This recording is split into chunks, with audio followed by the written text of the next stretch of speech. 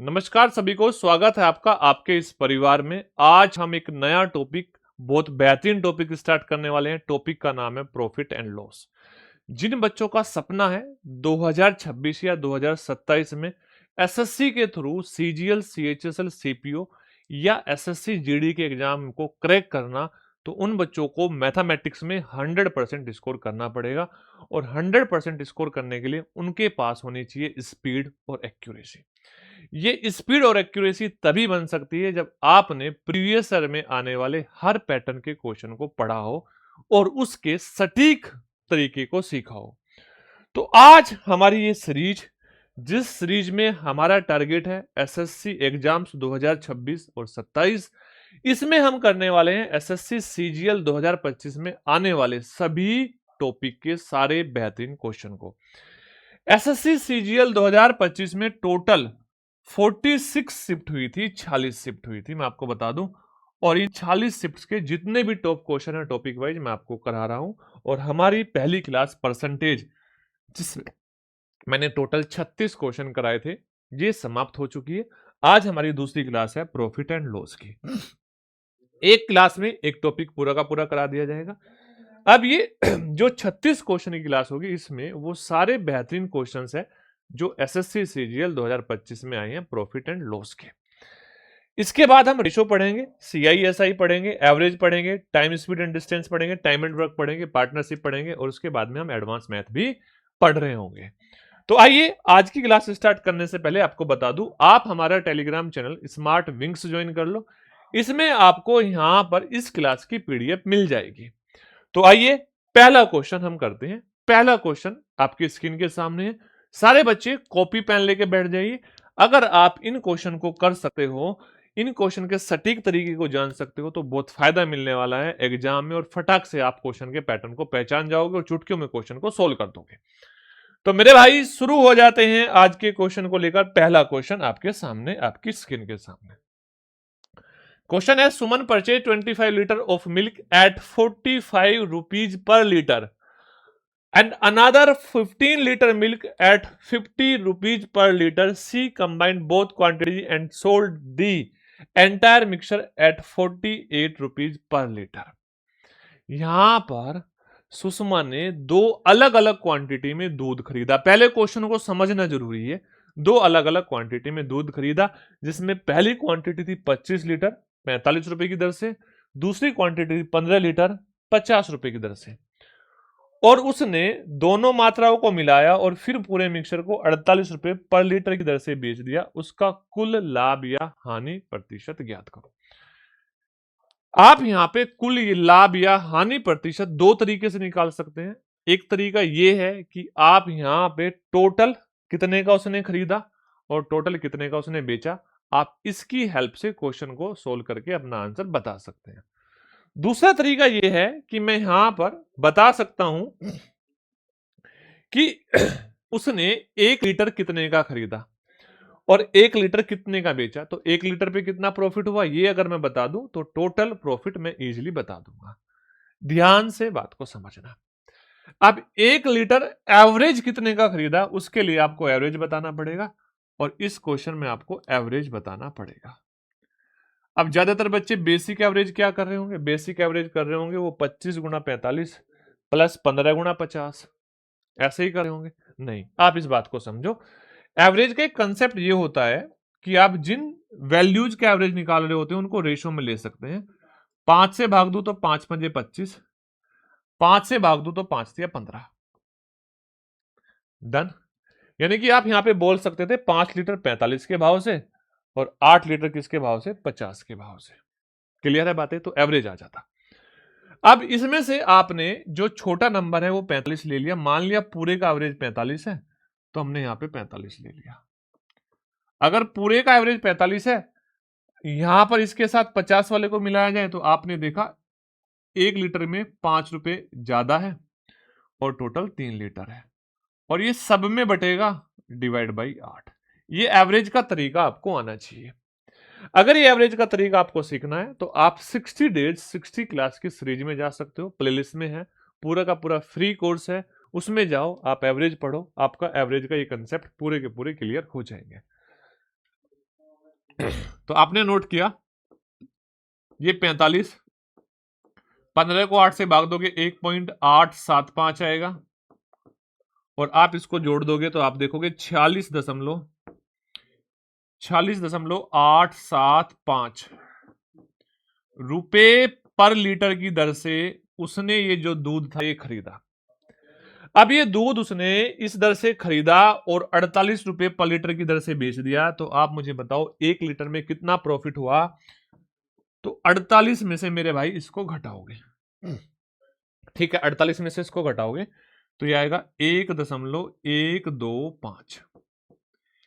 1.125 का प्रॉफिट तो 1 लीटर पे हुआ था, और यहां पे आप 40 से गुणा कर दो तो ओवरऑल आपका प्रॉफिट आ जाएगा, और 40 से गुणा करोगे तो 45 आ जाएगा। तो आपको ये बात समझ में आ गई कि यहां पे आपने जो प्रॉफिट हुआ वो 45 रुपए का प्रॉफिट हुआ। ये पहला क्वेश्चन था, बड़ा बेहतरीन कंसेप्ट था जो हमने क्वेश्चन को सॉल्व किया। अब दूसरा क्वेश्चन ध्यान से बात समझना। बोला है a candy shop owner buy 3 kinds of candies, red, blue and green.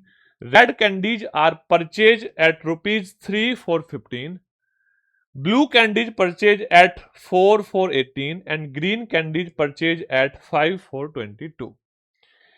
He mixed them in the ratio of 1:1:2. He sell all the mixed candies for ₹2 for 10. What is the approximate gain or loss percentage? What is the approximate gain or loss percentage of that candies? आप यहां पे दो तरीके से आप question को कर सकते हो। पहला तरीका, आप यहां पे इन 4 कैंडीज का एवरेज प्राइस निकाल लो, ठीक है, और यहां पे आप एक कैंडी का एवरेज प्राइस निकाल लो, तो एवरेज प्राइस से आप कंपैरिजन करके टोटल प्रॉफिट एंड लॉस बता दोगे। दूसरा तरीका यहां है, आप इन 4 कैंडीज की टोटल कीमत बता दो, फिर यहां पे भी 4 कैंडीज की टोटल कीमत बता दो, और उस रेशो से आप टोटल प्रॉफिट एंड लॉस बता दो। ये बात है। अब मेरे अकॉर्डिंग टोटल कीमत निकालना यहां पे ज्यादा आसान है। कैसे? आप देखो ध्यान से, आप यहां से एक बात समझ गए कि भाई पहले वाली कैंडी 1 थी, दूसरे वाली कैंडी भी 1 थी, और तीसरे वाली कैंडी 2 थी। क्यों? क्योंकि रेशो था 1:1:2। आप देखो, अगर 3 रुपए में 15 खरीदी तो 15 को 3 से भाग दो तो एक कैंडी की कीमत आ जाएगी 5। पहले वाली जो एक कैंडी है वो 5 रुपए की खरीदी गई। क्यों? क्योंकि 15/3 था, ठीक है। अब उसके बाद में जो ब्लू कैंडी थी वो भाई थी कितनी, 18/4, और 18/4 मतलब आप बोलोगे 4.5 रुपए की एक कैंडी, क्योंकि एक की ही बात कर रहा है। डन है बात है। अब जो तीसरे वाली यानी कि ग्रीन कैंडी थी उसकी एक की कीमत थी 22/5। 22/5, हाँ या ना, एक की कीमत, लेकिन कैंडी कितनी थी 2, तो इंटू 2, तो ये 44/5 होगा। तो ये हो जाएगा 44/5 मतलब 8.8। तो यहां पर इन दो कैंडीज की कीमत होगी 8.8। जोड़ दो, टोटल कीमत आ जाएगी 8 5 13 का 3 का, 8 4 12, और 12 और 5 17, और 1 18, ठीक है। तो 18.3। अब जब ये 18.3 आया, 18.3 आया, ये टोटल कॉस्ट प्राइस आया इन 4 कैंडीज का। अब मुझे बताओ, यहां पर अगर आप 4 कैंडीज बेचते, 2 10 की थी, तो क्या 4 20 की होती? कोई भी बच्चा बता देगा, सिंपल सी कहानी, 4 होती 20 की। तो इन कैंडीज को वो 20 की बेचता। आपके पास सीपी का और एसपी का रेशो आ गया। आपने देखा प्रॉफिट कितने का हुआ, तो ये प्रॉफिट हुआ 1.7 का। 1.7 का प्रॉफिट हुआ किस पर? 18.3 पर।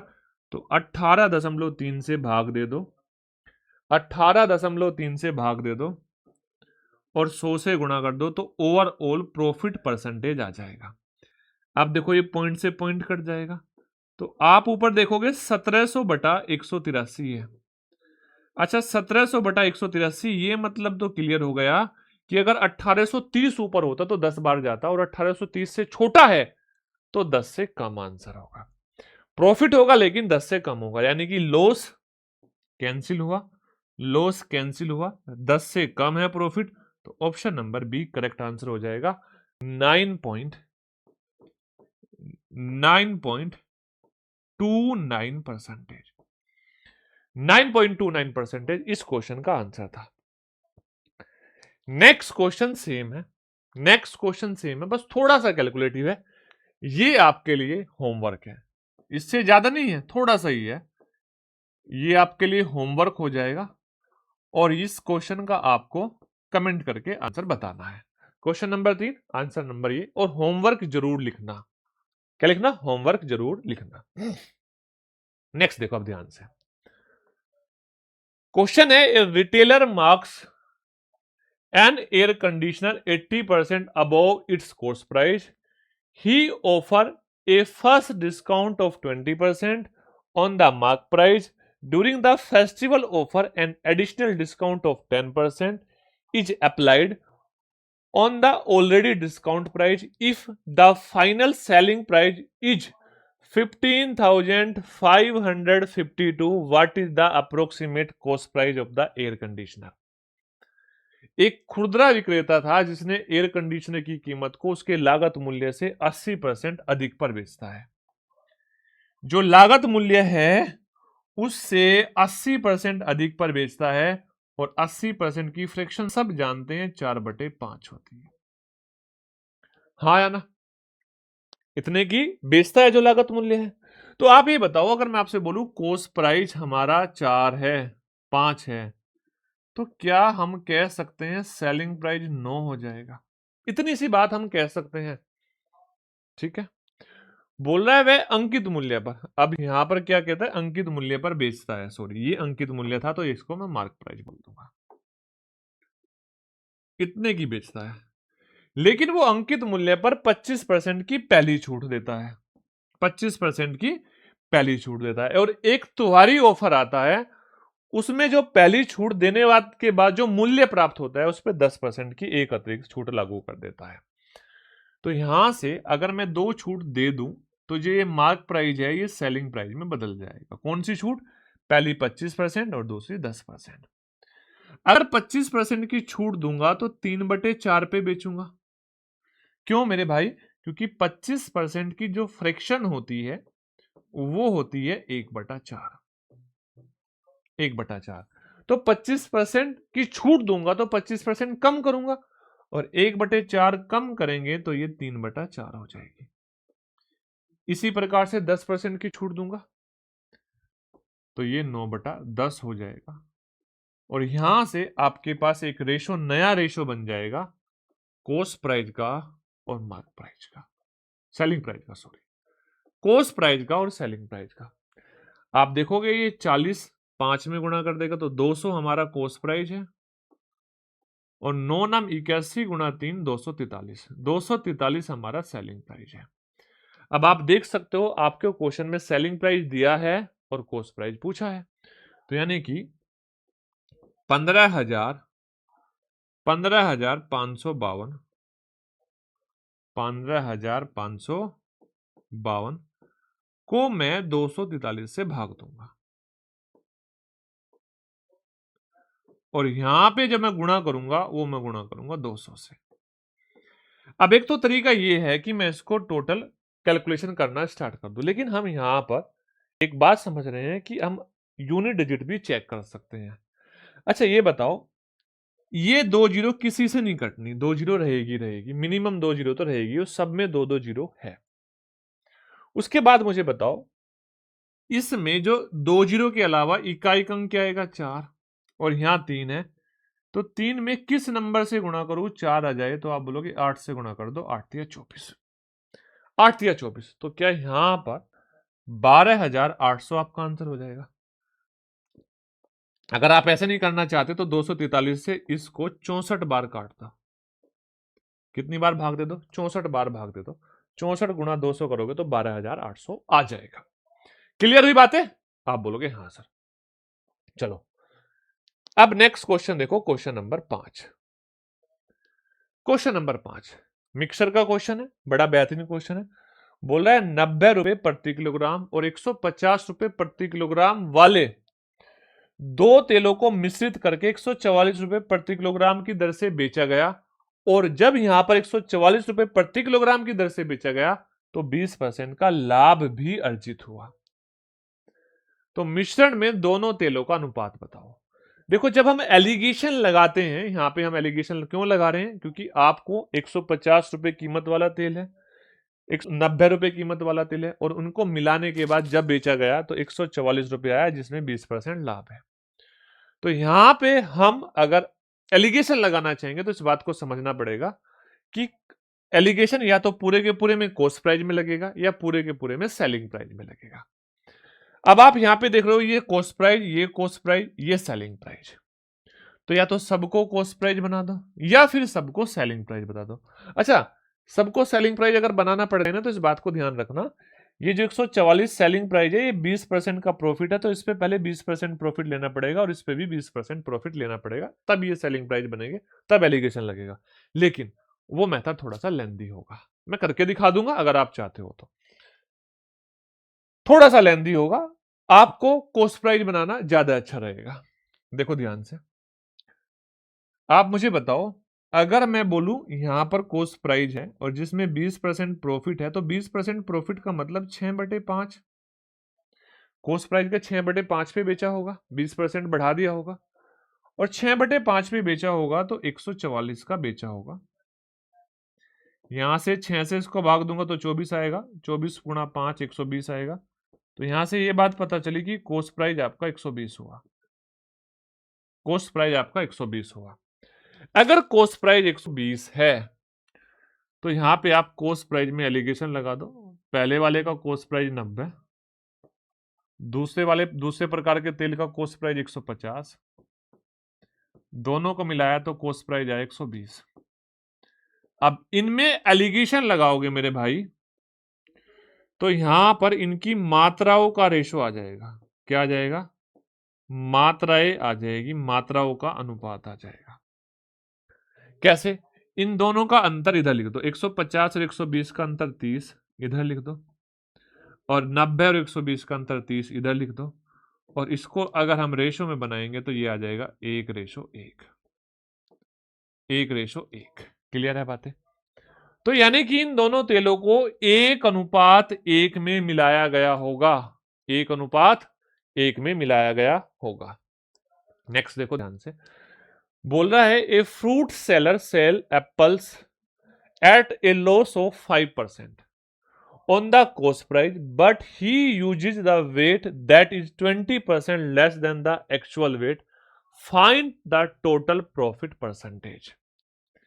Total profit percentage. देखो दो तरीके हैं, दोनों तरीके मैं आपको बताने वाला हूं।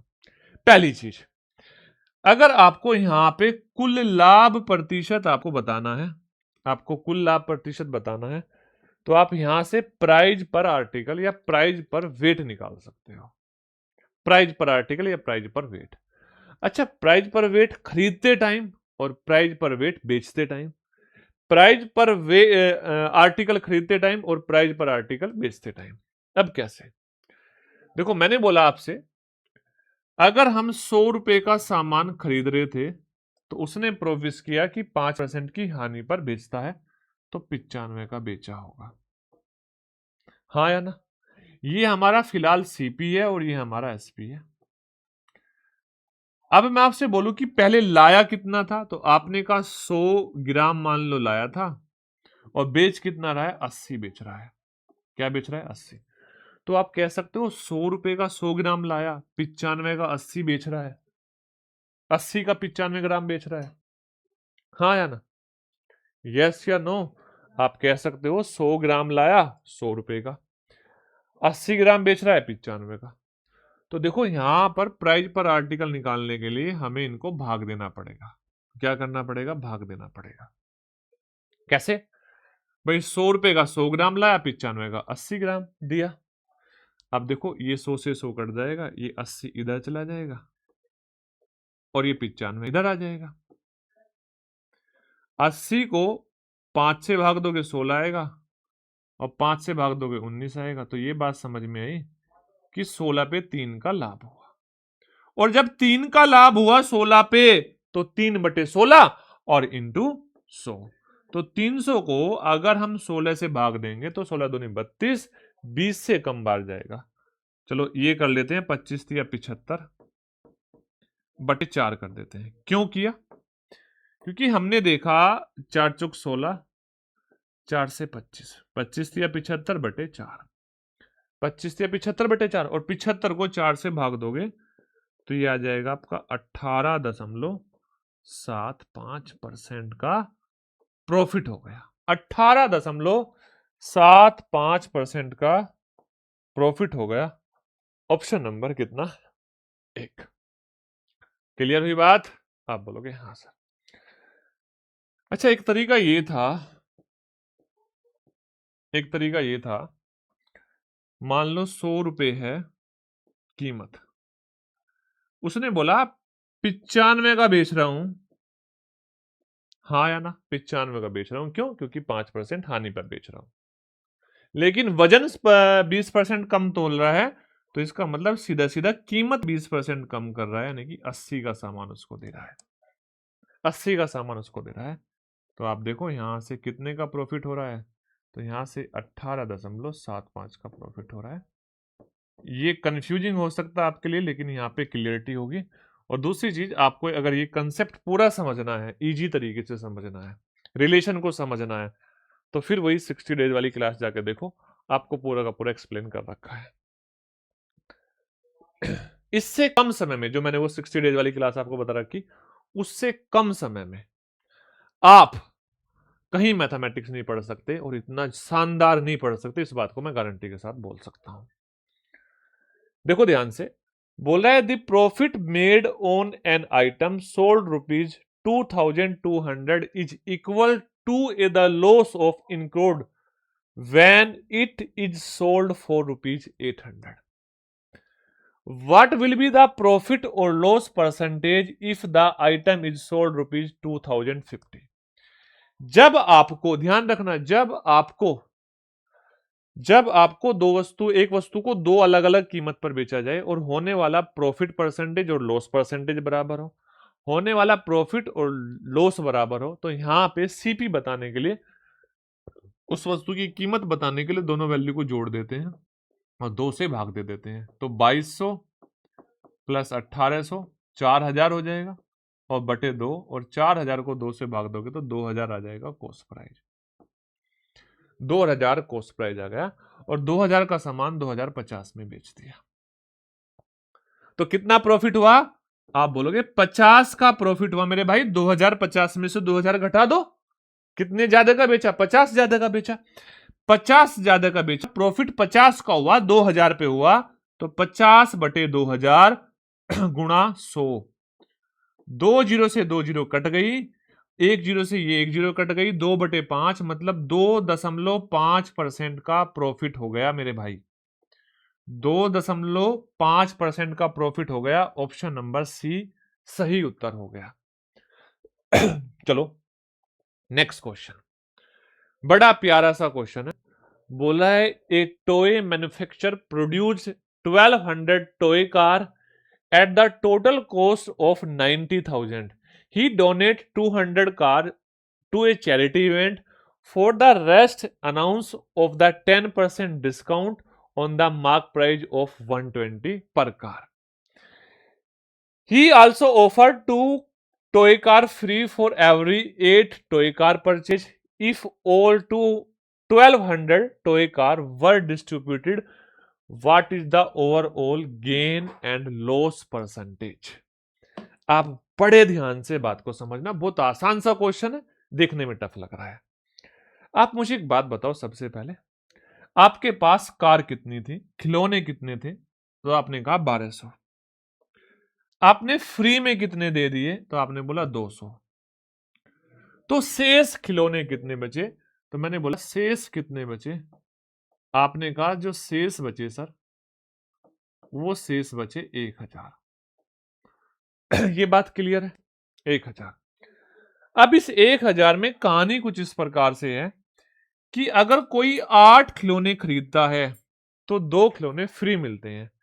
अगर इसने 8 सेल किए, मैंने आपसे बोला इसने अगर सेल 8 किए तो आप देखोगे यहां पे जो फ्री जाएंगे वो फ्री में 2 जाएंगे, और इसकी तरफ से जो टोटल चले गए वो टोटल चले गए 10। यानी कि अगर 10 इसके पास से जा रहे हैं तो पैसे मिल रहे हैं 8 के।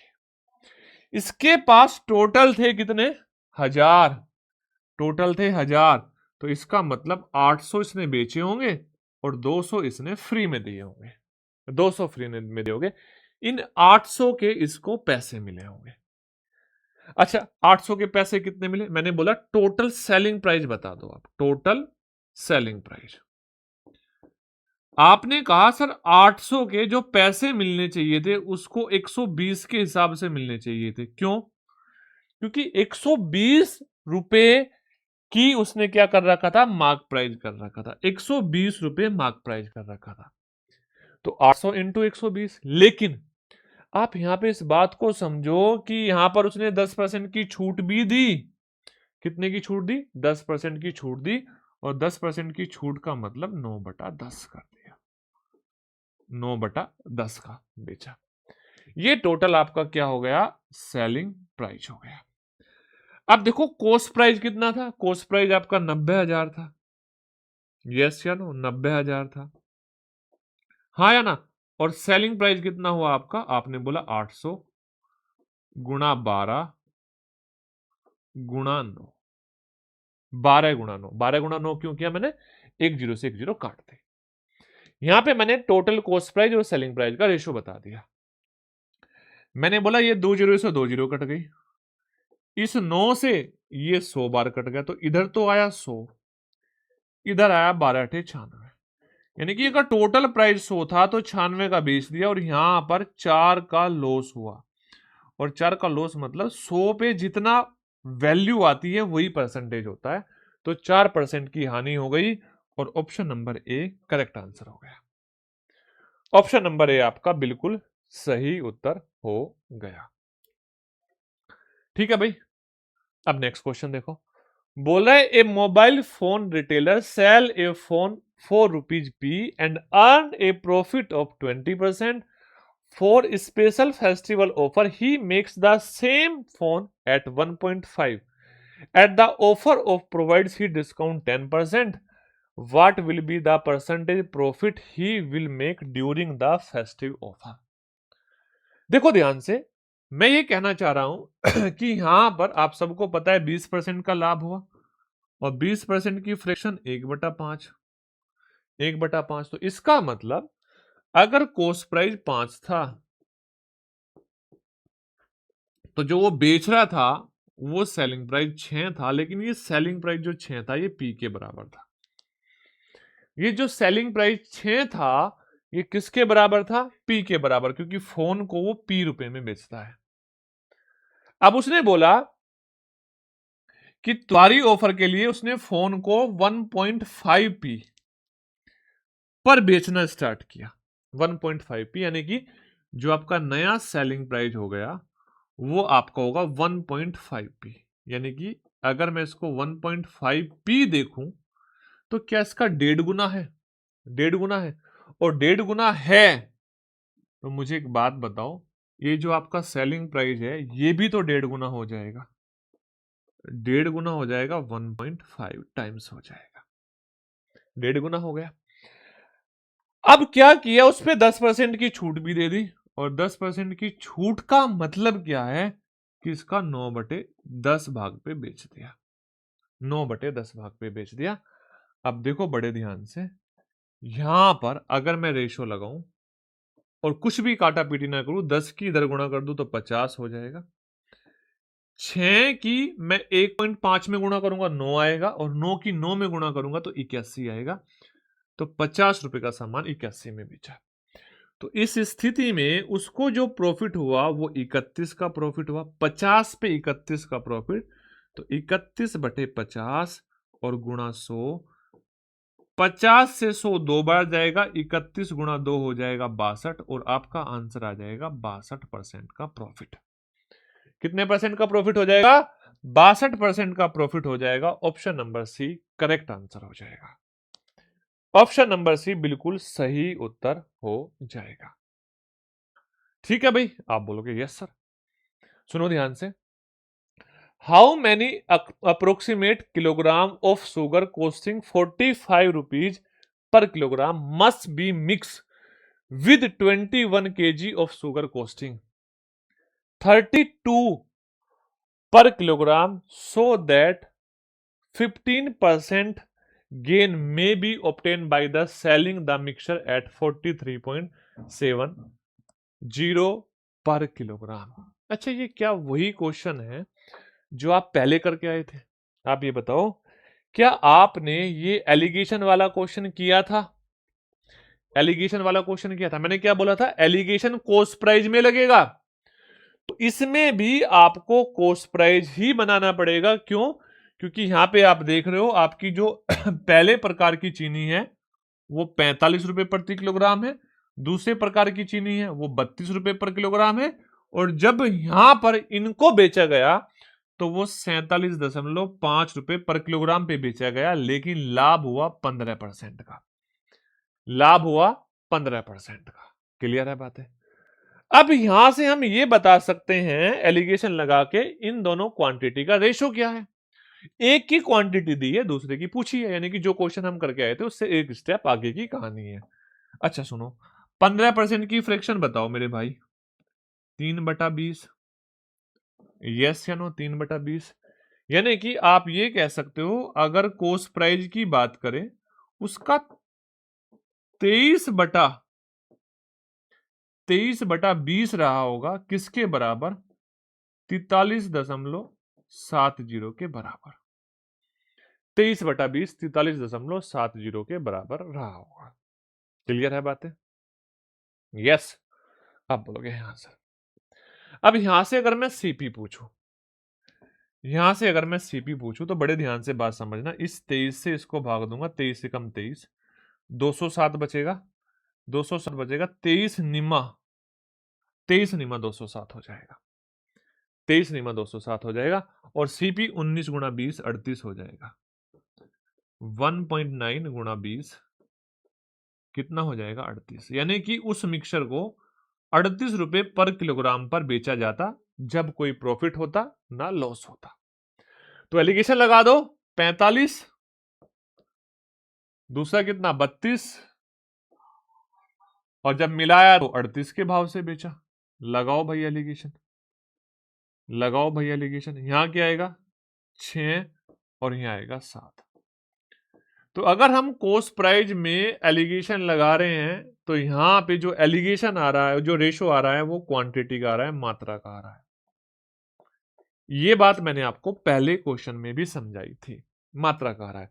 अब उसने बोल दिया 45 वाली चीनी को लगभग कितने किलोग्राम मिलाया जाए? 32 वाली की चीनी कितनी है? 21 किलोग्राम। तो जो ये 32 वाली है, ये चीनी 21 किलोग्राम है, इसका कितना गुना है?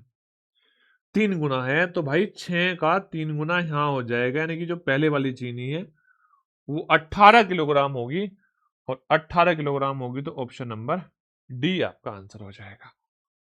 सही उत्तर हो जाएगा option number D. Okay, done है कहानी। आगे देखो नेक्स्ट क्वेश्चन, क्वेश्चन नंबर 11। देखने में थोड़ा सा आपको टफ लग रहा होगा, कैलकुलेटिव लग रहा होगा, लेकिन है बहुत आसान। कंसेप्ट आपको समझने होंगे। बोल रहा है एक निर्माण परियोजना के लिए बजट भूमि अधिग्रहण, निर्माण सामग्री और श्रम के लिए 5:3:2 के अनुपात में आवंटित किया गया। यानी कि एक निर्माण परियोजना बननी थी जिसमें 3 प्रकार के खर्चे थे। एक तो भूमि अधिग्रहण करना था, दूसरा निर्माण सामग्री लाना था, और तीसरा क्या था? श्रम था, यानी कि मजदूरी था। अब इनका अनुपात था 5:3:2। इतने में खर्चा आवंटित करना था, लेकिन परियोजना जब स्टार्ट हुई उसके दौरान जो भूमि अधिग्रहण थी उस पे 5% लागत बढ़ गई, जो निर्माण सामग्री थी उस पे 10% बढ़ गई, और जो श्रम था उस पे 20% की गिरावट आई। तो बोल रहा है कुल परियोजना में कितने प्रतिशत का परिवर्तन आया। जब भी आपके सामने ऐसा क्वेश्चन आए, कुल परिवर्तन पूछा जाए, तो सीधा सीधा इन रेशो के परसेंटेज में मल्टीप्लाई करो। 5% बढ़ी तो 5 गुणा कितना 5, 5 गुणा 5 बढ़ी तो प्लस, ठीक है भाई। दूसरे वाला कितना 3 गुणा 3 यानी कि 10, तो 3 गुणा 3 यानी कि 3 गुणा 10, सॉरी 10 बढ़ी ना, तो बढ़ी तो प्लस।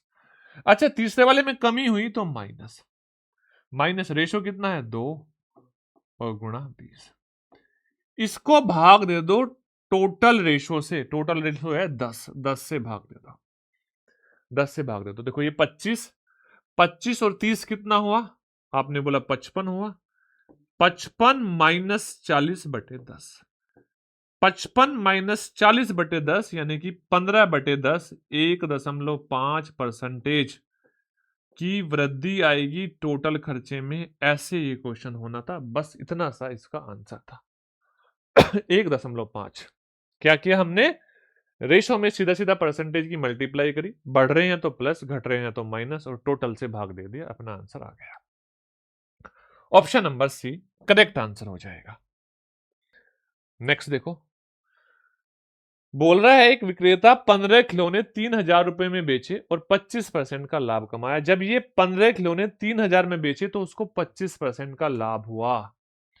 10% का लाभ कमाने के लिए उसे 2816 रुपए में कितने खिलौने बेचने होंगे। तो आप एक बात बड़े ध्यान से समझो, अगर मैं यहां से आपसे पूछूं कि एक खिलौने की कीमत कितनी है, तो कोई भी बता देगा 200 रुपए है, बेचते टाइम बता देगा ना।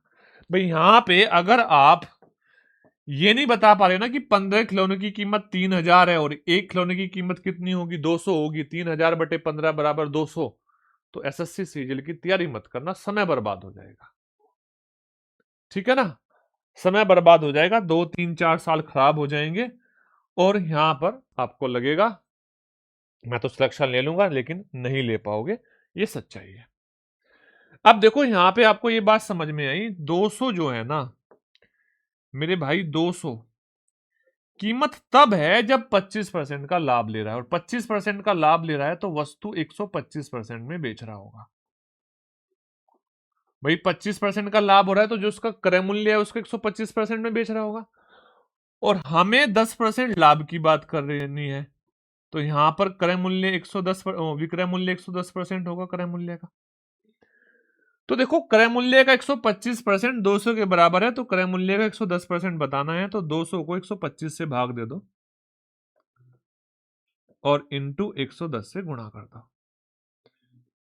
25 से भाग दोगे, 25 अठे 200, 25 से कितनी बार 5 बार, 5 से 22 बार, और 22 गुणा 8 176, यानी कि जब 10% के लाभ पर बेचेगा तो एक वस्तु की कीमत 176 आएगी। एक वस्तु की कीमत 176 आई और वस्तु कितनी है 2816 है, तो जो ये 2816 है इसको 176 से भाग दे दो। अब यहां पे आप देख रहे हो कॉन्जुगेटिव नंबर है, 15 16 17 18, यूनिट डिजिट चेक कर सकते हैं। आप मुझे बताओ 176 इस 6 में किस नंबर से मैं मल्टीप्लाई करूं, इकाई अंक 6 आए तो आप बोलोगे 6 से ही गुणा करनी है, यानी कि ये नंबर इससे 16 बार कट जाएगा। यूनिट डिजिट ने बता दिया कि ये टोटल 16 बार कटेगा, तो यानी कि 16 वस्तु की हम बात कर रहे हैं। इतने रुपए में 16 खिलौने बेचे जाएंगे 176 रुपए पर खिलौने की दर से। नेक्स्ट देखो ध्यान से सुनो, देखो बोल रहा है a trader sell one brand of tea 150 rupees per kg including of 25% loss. जब 150 का बेचा तो 25% लॉस हुआ। He sell another brand of tea 200 rupee per kg, और यहां पर 20% का लॉस हुआ।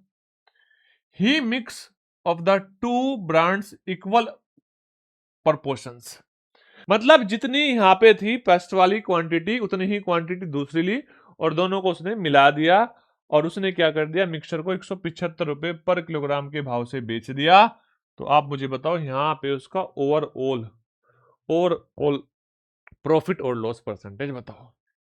Overall profit and loss percentage समझने वाली बात यह है कि अगर मैं overall profit and loss percentage में आपसे पूछूं तो आप ऐसा बोल सकते हो, सर पहले वाले में जो एवरेज प्राइस था, जो हमने खरीदी थी, एवरेज प्राइस जो था, और जो हमने बेची जो उसमें एवरेज प्राइस है, उनके रेशो से हम total overall profit loss percentage बता सकते हैं, जो हमने पहले क्वेश्चन में किया भी था। अब आप यहां पे एक बात बताओ, यहां पे अगर हमें एवरेज प्राइस बताना है तो पहले तो हमें कॉस्ट प्राइस की बात करनी पड़ेगी। आप मुझे बताओ, अगर मैं आपसे पूछूं CP1 पहली बार जब हमने खरीदी, जो भी क्वांटिटी खरीदी, उसका कॉस्ट प्राइस कितना है, तो आप बोलोगे यहां पे 150 को सर हम यहां पर गुणा कर देंगे। किससे गुणा कर देंगे? आप बोलोगे 4/3 से। कितने से? 4/3 से। अब बहुत सारे बच्चों की ये बात समझ में नहीं आई, 4/3 से गुणा क्यों करी। देखो मैं समझाता हूं। देखो पहले वाली सिचुएशन में 25% का लॉस हुआ था, और जब 25% का लॉस हुआ था तो इसकी फ्रैक्शन थी 1/4। यस या नो? 1/4। तो ये कॉस्ट प्राइस अगर आपका 4 है तो यहां पे आप बोलोगे सेलिंग प्राइस आपका 1 कम होगा, 3 होगा। तो हमने इसको 3 से भाग दिया क्योंकि ये 150 सेलिंग प्राइस था, और 4 से गुणा कर दी क्योंकि हमारे कॉस्ट प्राइस की जरूरत थी। तो ये स्टेप हमने ऐसे ले लिया। तो हमें यहां से पता चला कि टोटल 200 रुपए पहली वस्तु का कॉस्ट प्राइस था, पहली बार जब हमने खरीदी, और जो हमने बेची थी वो 25% के लॉस पर बेची थी, 150 रुपए की। जब दूसरी प्रकार की चाहिए थी CP2, तो वहां पे हमने जो बेच रहे थे वो 200 रुपए पर किलोग्राम में बेच रहे थे, लेकिन यहां पे 20% की हानि हुई थी। अब दोबारा समझ लो, 20% की फ्रैक्शन 1/5, 5 तो कॉस्ट प्राइस है, और हानि हो रही है कितने की? 1 की, तो 4 सेलिंग प्राइस है। तो इसको 4 से भाग दे दो, 5 से गुणा कर दो, तो 250। 250। यस। अब आप इस बात को समझो मेरे भाई, यहां पे आपने जितनी भी वस्तु खरीदी 200 रुपए के भाव से खरीदी, यहां पे जितनी वस्तु खरीदी वो 250 के भाव से खरीदी, लेकिन संख्या बराबर थी। संख्या बराबर थी तो मैं यहां से इनका एवरेज प्राइस बता सकता हूं, और यहां पे जो एवरेज कॉस्ट प्राइस मैं बता सकता हूं मिलाने के बाद, ये हो जाएगा दोनों के सम का आधा, 200 प्लस 250 बटे 2, यानी कि 225। 225 के भाव से वो हमें पड़ रही थी, अब हमने उसको 175 का बेच दिया। 175 का बेच दिया, तो बताओ 225 का सामान 175 का बेचा, 25 से इसको भाग करोगे तो 25 निमा 225, 25 सते 275, तो यानी कि 9 का सामान 7 का बेच रहे होंगे, और यहां पे लॉस हुआ 2 का। 2 का लॉस 9 पे हुआ, बटे 9 गुणा 100, आंसर आ जाएगा आपका 22.22% का लॉस। और 22.22% का लॉस मतलब option number A correct answer हो गया। ठीक है, ऑप्शन नंबर ए आपका करेक्ट आंसर हो गया। चलो भाई, अब नेक्स्ट क्वेश्चन करो। नेक्स्ट क्वेश्चन देखो, बोल रहा है a antique dealer sold 3 items A B and C with their selling price of the ratio 4:5:6। यहां पे जो ये रेशो है ये सेलिंग प्राइस का रेशो है, आपको ये बात समझनी है। ही suffered A loss of 10% on A item, made a profit of 50% on B, and broke even, no profit and no loss on C। जो C है उस पे ना प्रॉफिट हुआ ना लॉस हुआ। What is the approximate percentage of loss and profit in overall deal? अच्छा एक बात समझना, आपने क्वेश्चन किया था, आप देखो आपने ये क्वेश्चन किया था, रेशो में कीमत थी, रेशो में वैल्यूज थी, बढ़ी घटी, और आपने ओवरऑल चेंज बता दिया। इस मेथड से वो क्वेश्चन पिछले वाला हो जाता, लेकिन बस एक कंडीशन होती, इसमें अगर ये सेलिंग प्राइस ना होके कॉस्ट प्राइस का रेशो होता तो डायरेक्ट क्वेश्चन हो जाता। डायरेक्ट परसेंटेज की मल्टीप्लाई करते, प्लस माइनस करते और डिवाइड कर देते, ओवरऑल से आंसर आ जाता। लेकिन मेरे भाई यहां पे ये सेलिंग प्राइस का रेशो दे दिया उसने। अब यहां पे आपको सेलिंग प्राइस का रेशो दे दे तो आपको कॉस्ट प्राइस बनाना पड़ेगा। क्या करना पड़ेगा? बनाना पड़ेगा। कैसे? जैसे मैंने बोला सीपी ऑफ ए की अगर मैं बात करूं, सीपी ऑफ ए आपसे पूछूं, रेशो में अगर ये 4 है, आपने बोला रेशो में सेलिंग प्राइस 4 है, कितना है सेलिंग प्राइस 4 है, लेकिन ए में हमें 10% का लॉस हो रहा था, और 10% का लॉस का मतलब 10 का सामान 9 का बेचा जा रहा था। तो मैं क्या कह सकता हूं, इसको 9 से भाग दे दो, क्योंकि 9 यहां पे सेलिंग प्राइस होगा, और 10 से गुणा कर दो तो 40/9 हो जाएगा। कितना 40/9 CP1 हो गया 40/9। अच्छा मैं आपसे CP ऑफ बी पूछूं। आपने कहा सेलिंग प्राइस तो 5 है, लेकिन ये जो सेलिंग प्राइस 5 है ये 50% के प्रॉफिट पर है, 50% के प्रॉफिट पर है, और 50% के अगर मैं प्रॉफिट की बात करूं 1/2 होता है, तो 2 का सामान 3 का बेचा होगा, तो इसको मैं 3 से भाग दे दूंगा, सेलिंग प्राइस 3 रहा होगा और कॉस्ट प्राइस रहा होगा 2, तो ये हो जाएगा आपका 10/3, 10/3। आपको पता है ये सारे के सारे जुड़ने हैं, तो इसमें भी नीचे 3 है और उसमें 9 है, तो अगर मैं यहां पे 3 से गुणा कर दूं तो 30/9 लिख सकता हूं, समझना बस 30/9 में लिख सकता हूं। और जो आपका सीपीसी है, सीपीसी है, तो आप मुझे बताओ वो सीपीसी कितना है, तो आप बोलोगे वो तो 6 है। क्यों? क्योंकि यहां पे भी 6 है और वहां पे भी 6 होगा, सेलिंग प्राइस भी 6, कॉस्ट प्राइस भी 6, क्योंकि सीपी जो सी था उसमें नो प्रॉफिट नो लॉस हुआ। तो अगर मैं आपसे टोटल आपसे पूछूं, टोटल एसपी, टोटल सीपी, तो आप क्या करोगे, ये दोनों जुड़ जाएंगे, 30 और 40 70, 70/9 प्लस 6, 9 छिका 54, 124/9 हो गया। ये आपका क्या हो गया, सीपी हो गया 124/9। हमने क्या किया, इस रेशो को हमने सेलिंग प्राइस मान के यहां पे आपका कॉस्ट प्राइस निकाल लिया, और अब मैं यहां पे कॉस्ट प्राइस और सेलिंग प्राइस का रेशो बता सकता हूं, और मैं कॉस्ट प्राइस ये है, सेलिंग प्राइस जोड़ू तो 6 4 10 5 15, ये 9 इसको नहीं काट सकता, 3 नहीं काट सकता, तो ये 124 हो जाएगा, और ये हो जाएगा 135, 15 नहीं में 135, तो कॉस्ट प्राइस तो हो गया 124 और सेलिंग प्राइस हो गया 135, तो आपको 11 का प्रॉफिट मिला, किस पर मिला, 124 पर, इंटू 100। तो आप सोचो, इसका ध्यान से बात समझना मेरी बात, प्रॉफिट है ये तो बात कंफर्म है, तो यानी कि जो लॉस वाले केस है ये आपके हट गए, लॉस वाले केस तो हमारे हट गए। अब देखो अगर 124 का 10% देखो, 10% तो 12.4 है, तो 10% से छोटा है, यहां 10% से बड़ा है, वहां 10% से छोटा है, तो यहां पे कैलकुलेशन नहीं करनी, ऑप्शन नंबर बी आंसर बता देना है।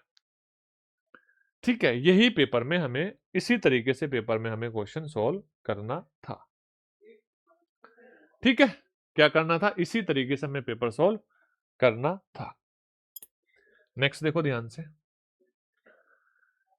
बोल रहा है चावल की 3 किस्में हैं, जिसमें जो कीमत है, जो प्राइस है वो 40 रुपए पर केजी है, 50 रुपए पर केजी है, और तीसरी कीमत है अज्ञात, और जो क्वांटिटी है वो है 2:3:5 के अनुपात में। यदि परिणामी मिश्रण को 55 रुपए पर केजी पर बेचा जाता है तो लागत मूल्य का 10% लाभ होता है।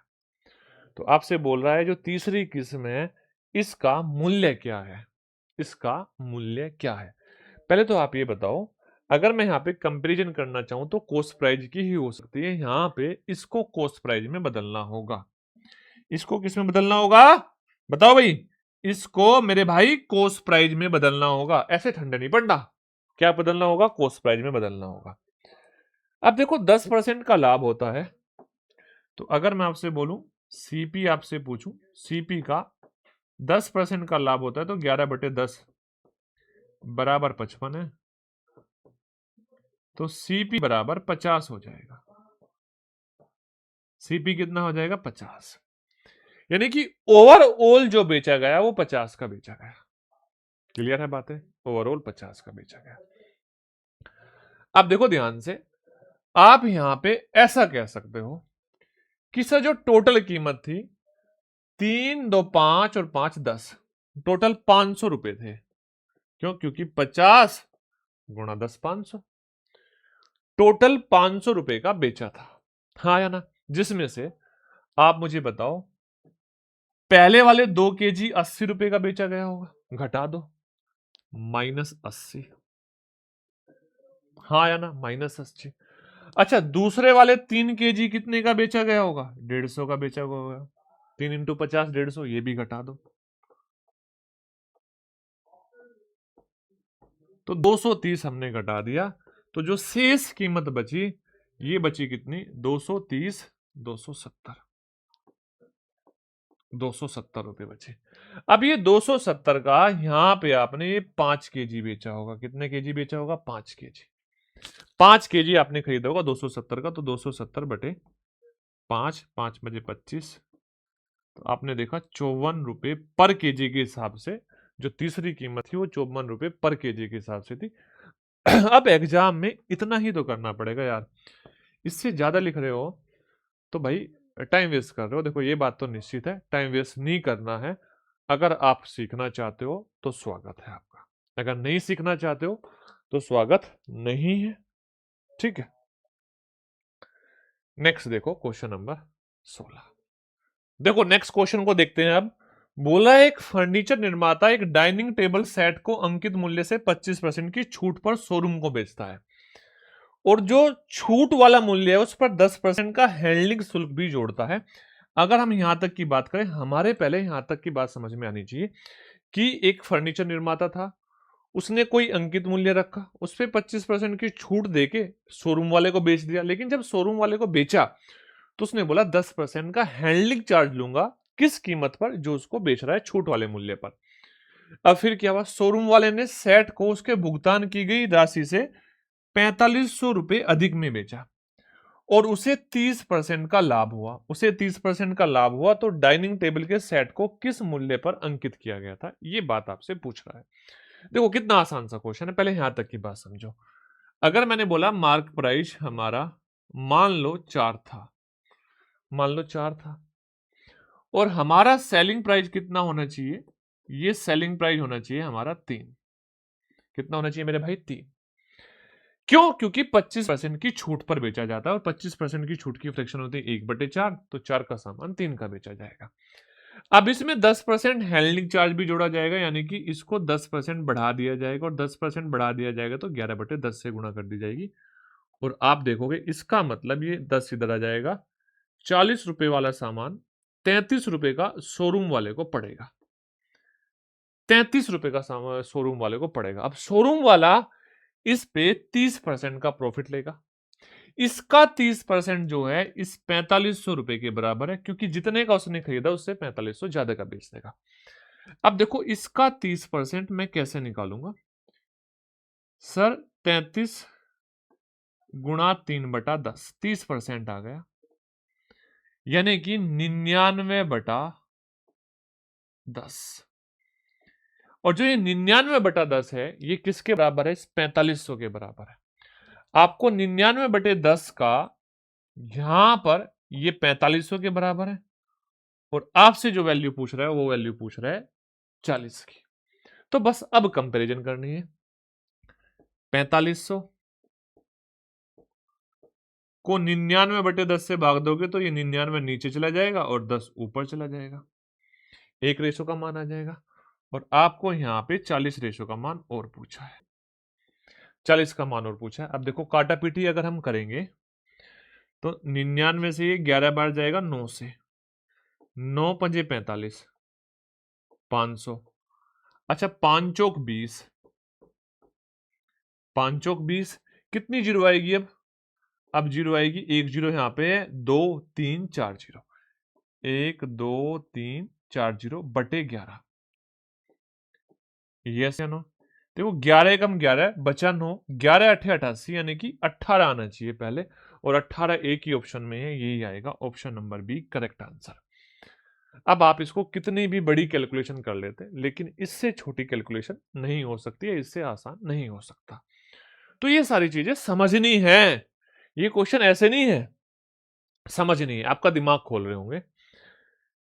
अब देखो बोल रहा है one type of pulse is sold ₹4.72 पर केजी एट 20% प्रॉफिट। ये जब 72 की बेची गई तो 20% प्रॉफिट हुआ। Another type is sold at the 60 पर केजी एट 25% प्रॉफिट। जब 60 की बेचा 25% प्रॉफिट हुआ। These two varieties are mix in ratio 2:1। First variety to second variety, यानी कि पहली वैरायटी 2 है तो दूसरे की क्वांटिटी 3 है। एंड मिक्सचर इज सोल्ड ₹70 पर KG. What is the overall profit and loss percentage. आपको यहां तक का बस ये बताना है कि जब खरीदी गई 1 किलोग्राम की या 1 रेशो की कीमत कितनी थी। आप पहले यहां पे कॉस्ट प्राइस पे फोकस करोगे। किस पे फोकस करोगे? कॉस्ट प्राइस पे फोकस करोगे, क्योंकि सेलिंग प्राइस सेम होता तो हम सेलिंग प्राइस को कंपैरिजन कर देते, लेकिन सेलिंग प्राइस यहाँ पे सेम नहीं है, परसेंटेज सेम नहीं है, तो हम यहाँ पे क्या करेंगे? कॉस्ट प्राइस पे। अच्छा, अगर मैं बात करूं CP1, आपने बोला सेलिंग प्राइस 72 है, सेलिंग प्राइस 72 है। पहले प्रकार की दाल की कीमत ₹72 पर किलोग्राम खरीदी गई, लेकिन 20% का लाभ हुआ था। 20% का लाभ का मतलब 5 का सामान 6 का बेचा गया था। तो ये जो 72 है, ये 6 रेशो का मान है, 5 से गुणा कर दो, तो यानी कि पहले वाली दाल की कीमत थी ₹60 पर केजी, जिसको 20% का लाभ कमा के 72 का बेचा गया था। ठीक है। अच्छा, CP2 दूसरे वाली दाल की कीमत क्या थी? ₹60 का बेचा गया, लेकिन 25% का लाभ हुआ। अच्छा, 25% की फ्रैक्शन बताओ मेरे भाई। 1/4, 1/4, तो 4 का सामान 5 का बेचा गया, विक्रय मूल्य 5 है, तो इसको 5 से भाग दोगे और 4 से गुणा करोगे, तो आप देखोगे ये आ जाएगा ₹48 पर केजी। पहले वाली दाल की कीमत थी ₹60 पर केजी, दूसरे वाली दाल की कीमत थी ₹48 पर केजी। अब इनको मिला दिया गया, और किस रेशो में मिलाया गया? इनको जब मिलाया गया तो 2:1 में मिलाया गया, 2:1। तो 60 गुणा 2 120, यस या नो? अच्छा, प्लस 48 और डिवाइड बाई 3, तो यहां से एवरेज कीमत आ जाएगी। क्या आएगी? एवरेज कीमत आ जाएगी, डिवाइड बाई 3 कर दो। ठीक है।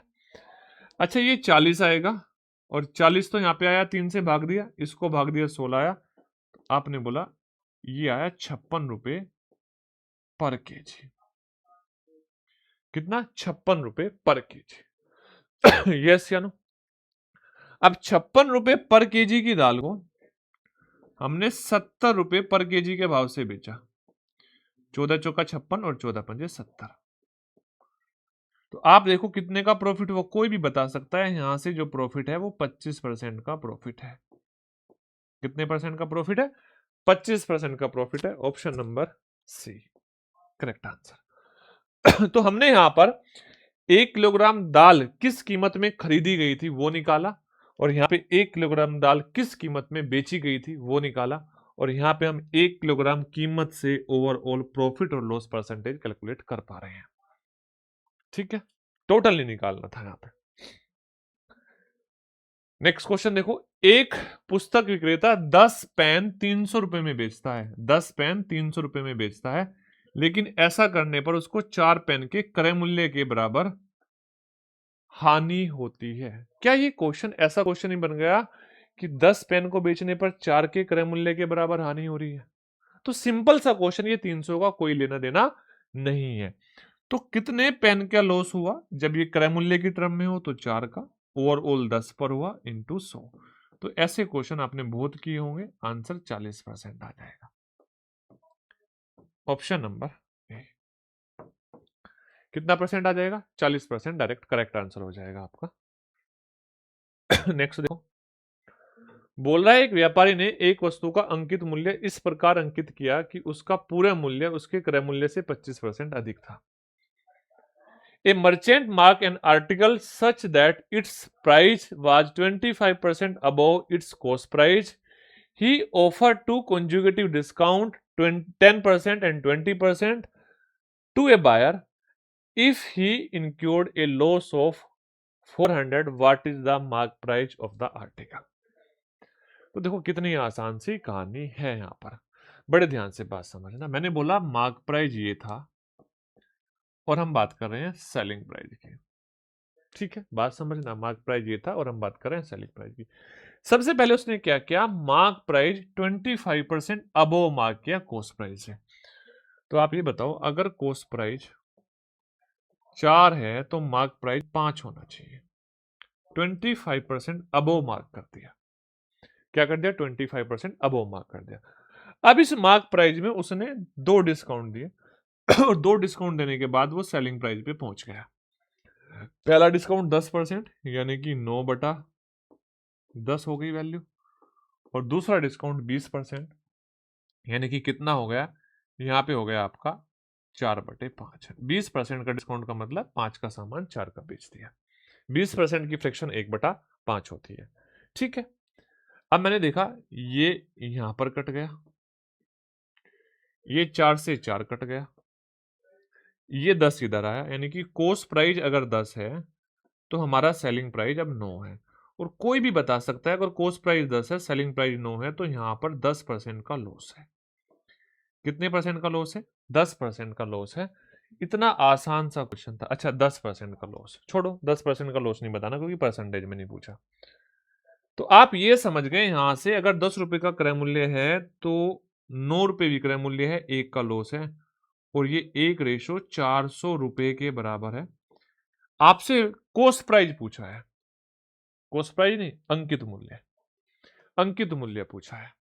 अब मेरी बात बड़े ध्यान से समझना। एक्चुअल में हमने यहां से अंकित मूल्य को गायब कर दिया। हम चाहते अंकित मूल्य को बिना गायब किए भी क्वेश्चन कर सकते थे, लेकिन हमने कर दिया, करेंगे बिना गायब किए भी। अभी अगर ऐसा कर दिया तो डरने की जरूरत नहीं है। अभी आप समझो, आप मुझे बताओ सीपी कितना है। सीपी 10 रेशो हो जाएगा, और 10 रेशो का मतलब मान 4000 हो जाएगा। अगर ये 4000 है तो सेलिंग प्राइस तो 25% ज्यादा था, तो सेलिंग प्राइस हो जाएगा 5000। कितने हजार, 5000। That is your correct answer. अच्छा, इसको हम दूसरे तरीके से कर सकते थे, क्योंकि कुछ बच्चे कंफ्यूज हो जाएंगे, सोचेंगे पता नहीं क्या करा दिया। देखो ध्यान से, हम इसका पूरा का पूरा रेशो बना सकते थे। कैसे, सीपी एमपी और यहां पे एसपी।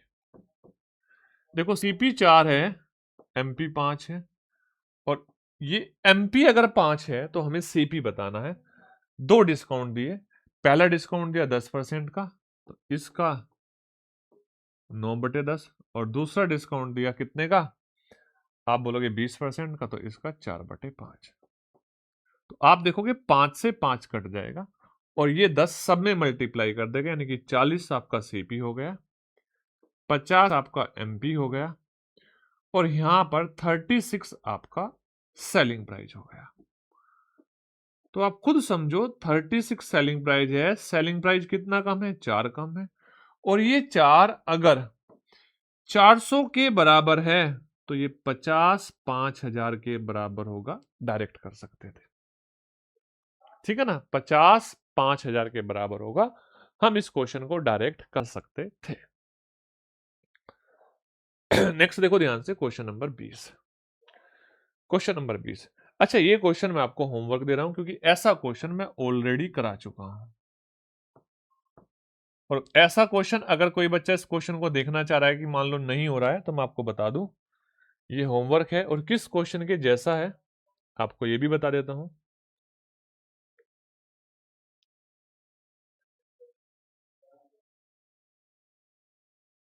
कहां गया रे question,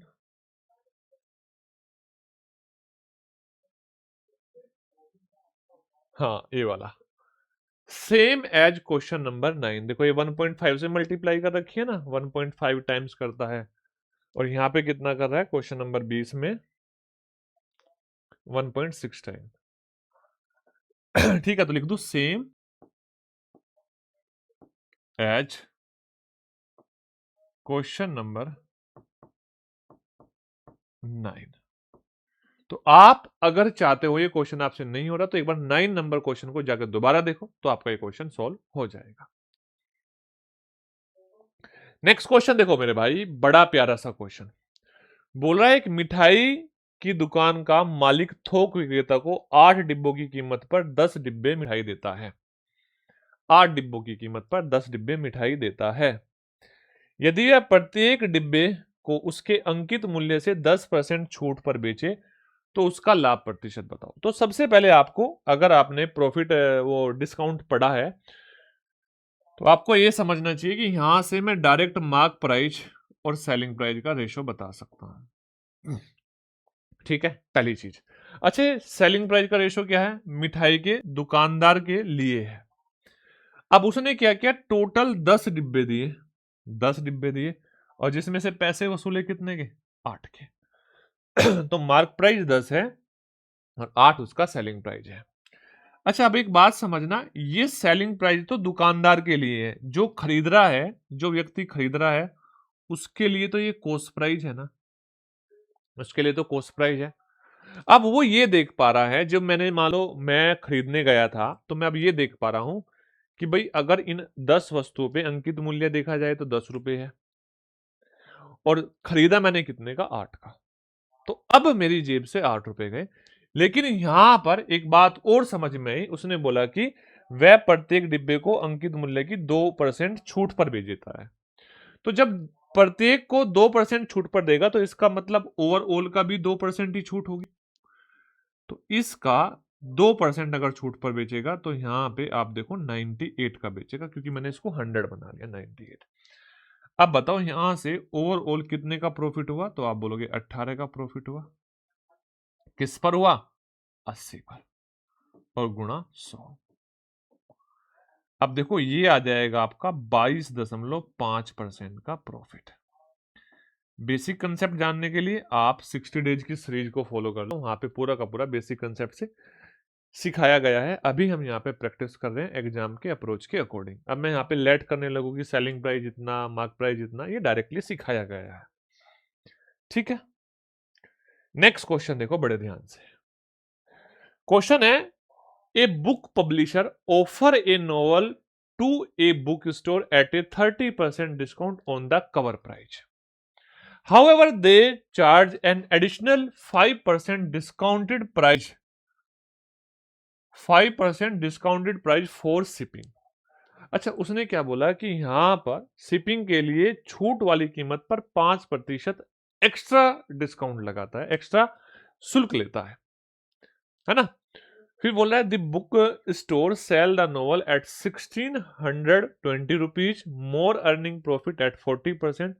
what is the original price of the cover novel? आप देखो, आपके सामने ऐसा क्वेश्चन सेम मैंने कराया था, और क्वेश्चन कहां है? क्वेश्चन भी आपको बता दूं, question number 16। Question number 16 same ऐसा ही है। आप क्वेश्चन नंबर 16 देखना, ये क्वेश्चन आपका कवर हो जाएगा। फिर भी मैं आपको चलो बता देता हूं, देखो ध्यान से। बोल रहा है, एक दुकानदार ने 30% की छूट पर उपन्यास बेचा, यानी कि अगर मैं आपसे कहूं कि मार्क प्राइस कितना है, तो आप बोलोगे मार्क प्राइस है 10 और सेलिंग प्राइस है आपका 7। अब इस पे 5% का अतिरिक्त शुल्क लिया, तो अगर मैं इसको 100 बना दूं, इसको 70 बना दूं, यस, थोड़ा सा और कैलकुलेट कर लो, क्योंकि 5% में जीरो नहीं आनी चाहिए, इसको 700 बना दो, तो बताओ क्या इसका 5% 35 हो जाएगा, और इसको मैं 735 बोल दूं? ये ना करके 700 ना करके 735 में सेलिंग प्राइस बता दो। क्यों बताया मैंने 735 सेलिंग प्राइस? क्यों बताया? क्योंकि उसने यहां पे 5% एक्स्ट्रा एडिशनल चार्ज लिया शिपिंग का। मार्क प्राइस ये 1000 का था, अब दुकानदार को ये 735 का उसने बेच दिया। अब पुस्तक विक्रेता ने उपन्यास को 1620 अधिक का बेचा, इससे 1620 अधिक का बेचा, और जिस पर उसे 40% का लाभ हुआ। अच्छा, इसका 40%, इसका 40% किसके बराबर है? 1620 के बराबर है। उपन्यास का मूल कवर मूल्य आपसे पूछा है, तो आप बड़े ध्यान से समझना। देखो, ये जो 1620 है, इसका 10% कितना है? 73.5। 40% कितना होगा? इंटू 4। भाई इसका ही तो वैल्यू दी है, इंटू 4, और आपसे पूछा है किसका मान, 1000 का मान, 1000 का मान। ठीक है, 7 चौक 28, 280, और 3 चौक 12, 292, और 294, तो ये हो जाएगा 1620 बटे 294 इंटू 1000। बस आप इस कैलकुलेशन को कर लेना। ठीक है, आप चाहते तो यहां से सीधा सीधा इसे 4 से भाग दे लो, 4 से भी तो कट जाएगा, 4 चौक 16, 4 पंजे 20, 105 आ जाएगा, 15 से ये कट जाएगा पूरा का पूरा। ठीक है, तो आप इसको कैलकुलेट कर लेना, आपका आंसर आ जाएगा। नेक्स्ट क्वेश्चन देखो बड़े ध्यान से। ठीक है, देखो क्वेश्चन नंबर 23, एक महंगी घड़ी की कीमत शुल्क उसके लागत मूल्य से 50% अधिक है। जो भी उसका लागत मूल्य है उससे 50% अधिक है क्या, महंगी घड़ी की कीमत। ठीक है, उसके बाद में बोल रहा है एक सेल के दौरान उसके अंकित मूल्य पर 20% की छूट पेश की जाती है। हालांकि विशेष ग्राहक को छूट वाले मूल्य पर 10% की अतिरिक्त छूट दी जाती है, जिससे अंतिम विक्रय मूल्य 4320 हो जाता है। यदि सभी छूटों के बाद में दुकानदार को लागत मूल्य पर 8% का लाभ होता है तो घड़ी का मूल्य और वाई का मान ज्ञात करो। देखो बड़े ध्यान से, आप यहां पे एक बात समझो, इस क्वेश्चन को दो तरीके से कर सकता हूं। एक ऑप्शन से कर सकता हूं, अगर सब ऑप्शन में आपका सीपी सेम होता तो मुझे यहां पर इस क्वेश्चन को ऑप्शन से नहीं कर सकता था, पूरा का पूरा सोल्व करना पड़ता। लेकिन यहां पे सीपी सब में अलग अलग है तो मैं ऑप्शन से कर सकता हूं। क्यों कर सकता हूं, बस मैं इतनी सी लाइन पढ़ूंगा, सभी छूट के बाद दुकानदार को 8% का लाभ होता है, 8% का लाभ होता है, और अंतिम विक्रय मूल्य कितना है, आप बोलोगे 4320, और आपसे क्या पूछा है, घड़ी का मूल लागत मूल्य बता दो। तो सिंपल सी क्वेश्चन, कहानी खत्म हो गई। यहाँ पे 4320 को आप 108 से भाग दे दो, क्योंकि 108% का मान होगा, 100 से गुणा कर दोगे तो क्या हो जाएगा, 4000 हो जाएगा। 4000 आपका क्या आ गया, यहाँ पे 4000 आपका इसका कॉस्ट प्राइस आ गया। दूसरी चीज समझने वाली बात ये थी, भाई ये लाभ पे बेच रहा है तो इसका मतलब क्रय मूल्य इससे कम होगा, और एक ही ऑप्शन में इससे कम क्रय मूल्य था तो मैं अपना आंसर बता सकता था। कहानी एक तो ये हो गई। आप बोले ठीक है सर, अगर सब ऑप्शन में, दो ऑप्शन में 4000 होता फिर क्या करते, भाई दो ऑप्शन में भी तो 4000 हो सकता था, तो फिर हम इसको सोल्व करते। कैसे करते, एक महंगी घड़ी की कीमत को शुरू के लागत मूल्य से 50% अधिक है, तो आप देखो अगर कॉस्ट प्राइस आप 2 बोल रहे हो, 50% ज्यादा कर रहे हो, तो यहां से आप बोलोगे मार्क प्राइस हो जाएगा आपका 3। क्लियर है, एक महंगी घड़ी की कीमत शुरू के उसके लागत मूल्य से 50% अधिक है। अब बोला एक सेल के दौरान उसके अंकित मूल्य पर 20% की छूट पेश की जाती है। हालांकि विशेष ग्राहक को छूट वाले मूल्य पर y% की एक अतिरिक्त छूट दी जाती है, जिससे अंतिम मूल्य कितना हो जाता है, 4300 हो जाता है, और 8% का दुकानदार को लाभ होता है, 8% का लाभ होता है। अब देखो मैं बड़े आसानी से चीजों को करना चाहता हूं। देखो इसको मैं डाटा को थोड़ा सा चेंज करना चाहता हूं, थोड़ा सा चेंज। कैसे, मैं इसको बोलना चाहता हूं सीपी अगर 100 है, सीपी अगर 100 है तो एमपी हमारा 150 है, 50% ज्यादा है। अब दूसरी चीज, यहां पे हमारा जो सेलिंग प्राइस है वो 8% का लाभ है। कितने परसेंट का लाभ है, 8% का लाभ है। ये हमारा 108 है। ठीक है, 108। अब बड़े ध्यान से बात समझना, अगर हमारे पास पहली छूट ये है, देखो ये यहां से यहां तक 2 छूट के बाद गया, इस पहली छूट से अगर मैं इसको भाग दे दूं तो दूसरी छूट अपने आप आ जाएगी। पहली छूट कितनी है, 20% है, 20%, तो 20% का मतलब 5 का सामान 4 का बेचा गया, तो अपने आप दूसरी छूट आ जाएगी। अब देखो इसको भाग दो 5 से तो 30 आएगा, यस या नो, इसको 4 से भाग दोगे तो यहां पर 27 आएगा। कितना है, 27 आएगा। ठीक है, अब यहां पर इसको वापस भाग दे दो, ये 10 आ जाएगा और ये 9 आ जाएगा, तो आपको ये बात भी समझ में आ गई यहां से कि यहां से जो डिस्काउंट था वो 10% था, जो डिस्काउंट था वो था 10% का डिस्काउंट। क्लियर है बातें? तो इस 4320 का यूज कब करना है? जब हमें सीपी निकालना हो। और देखो, अगर एक ही ऑप्शन में सीपी 4000 था तो आंसर आ गया था, अगर दो ऑप्शन में सीपी 4000 था तो फिर हम यहां से इसको ऐसे भी करते हैं। क्लियर हुई बात है? आपने कहा हाँ सर। नेक्स्ट क्वेश्चन सेम है। कैसे सेम है? बोला ए television set has mark price of 20,000, it's sold after the two successive discount, first discount is 15%, the final selling price is 15,300। तो मैंने क्या कहा? मैंने बोला मार्क प्राइस और सेलिंग प्राइस का रेशो बता दो, तो आपने कहा 2 जीरो से 2 जीरो कट गई। मार्क प्राइस हमारा 200 है और हमारा सेलिंग प्राइस 153 है। अगर फर्स्ट डिस्काउंट से मैं भाग दे दूं तो सेकंड डिस्काउंट अपने आप आ जाता है, और 15% की फ्रैक्शन 3/20 है। तो इसका मतलब 20 का सामान 17 का बेचा जाएगा। भाग दे दिया मैंने पहले वाले रेशो से। ये मार्क प्राइस है तो रेशो में मार्क प्राइस को मार्क प्राइस से, सेलिंग प्राइस को सेलिंग प्राइस से भाग दिया। तो ये 10 आया और यहाँ पे 9 आया। तो इसका मतलब पता चला सेकंड डिस्काउंट था 10%। सेकंड डिस्काउंट था 10%। क्लियर बातें समझ आ रही है? तो ये आपके 24 क्वेश्चन हो चुके हैं। ठीक है, चलो आगे देखो। चलो क्वेश्चन नंबर 25 देखते हैं। बोल रहा है a furniture store mark its item at the 80% above of the cost price, they offer a discount of 30% on the mark price if customer receive an additional loyalty discount of 250 and the store still makes the 12% profit of the cost price, what is the cost price of the furniture? तो देखो यहां पर हमें question की language को समझना पड़ेगा, क्योंकि पहले जो क्वेश्चन होते थे उनकी लैंग्वेज आपने इजीली पढ़ रखी थी जब टीसीएस कराता था, तो एडिक्विटी की लैंग्वेज को भी समझना पड़ेगा।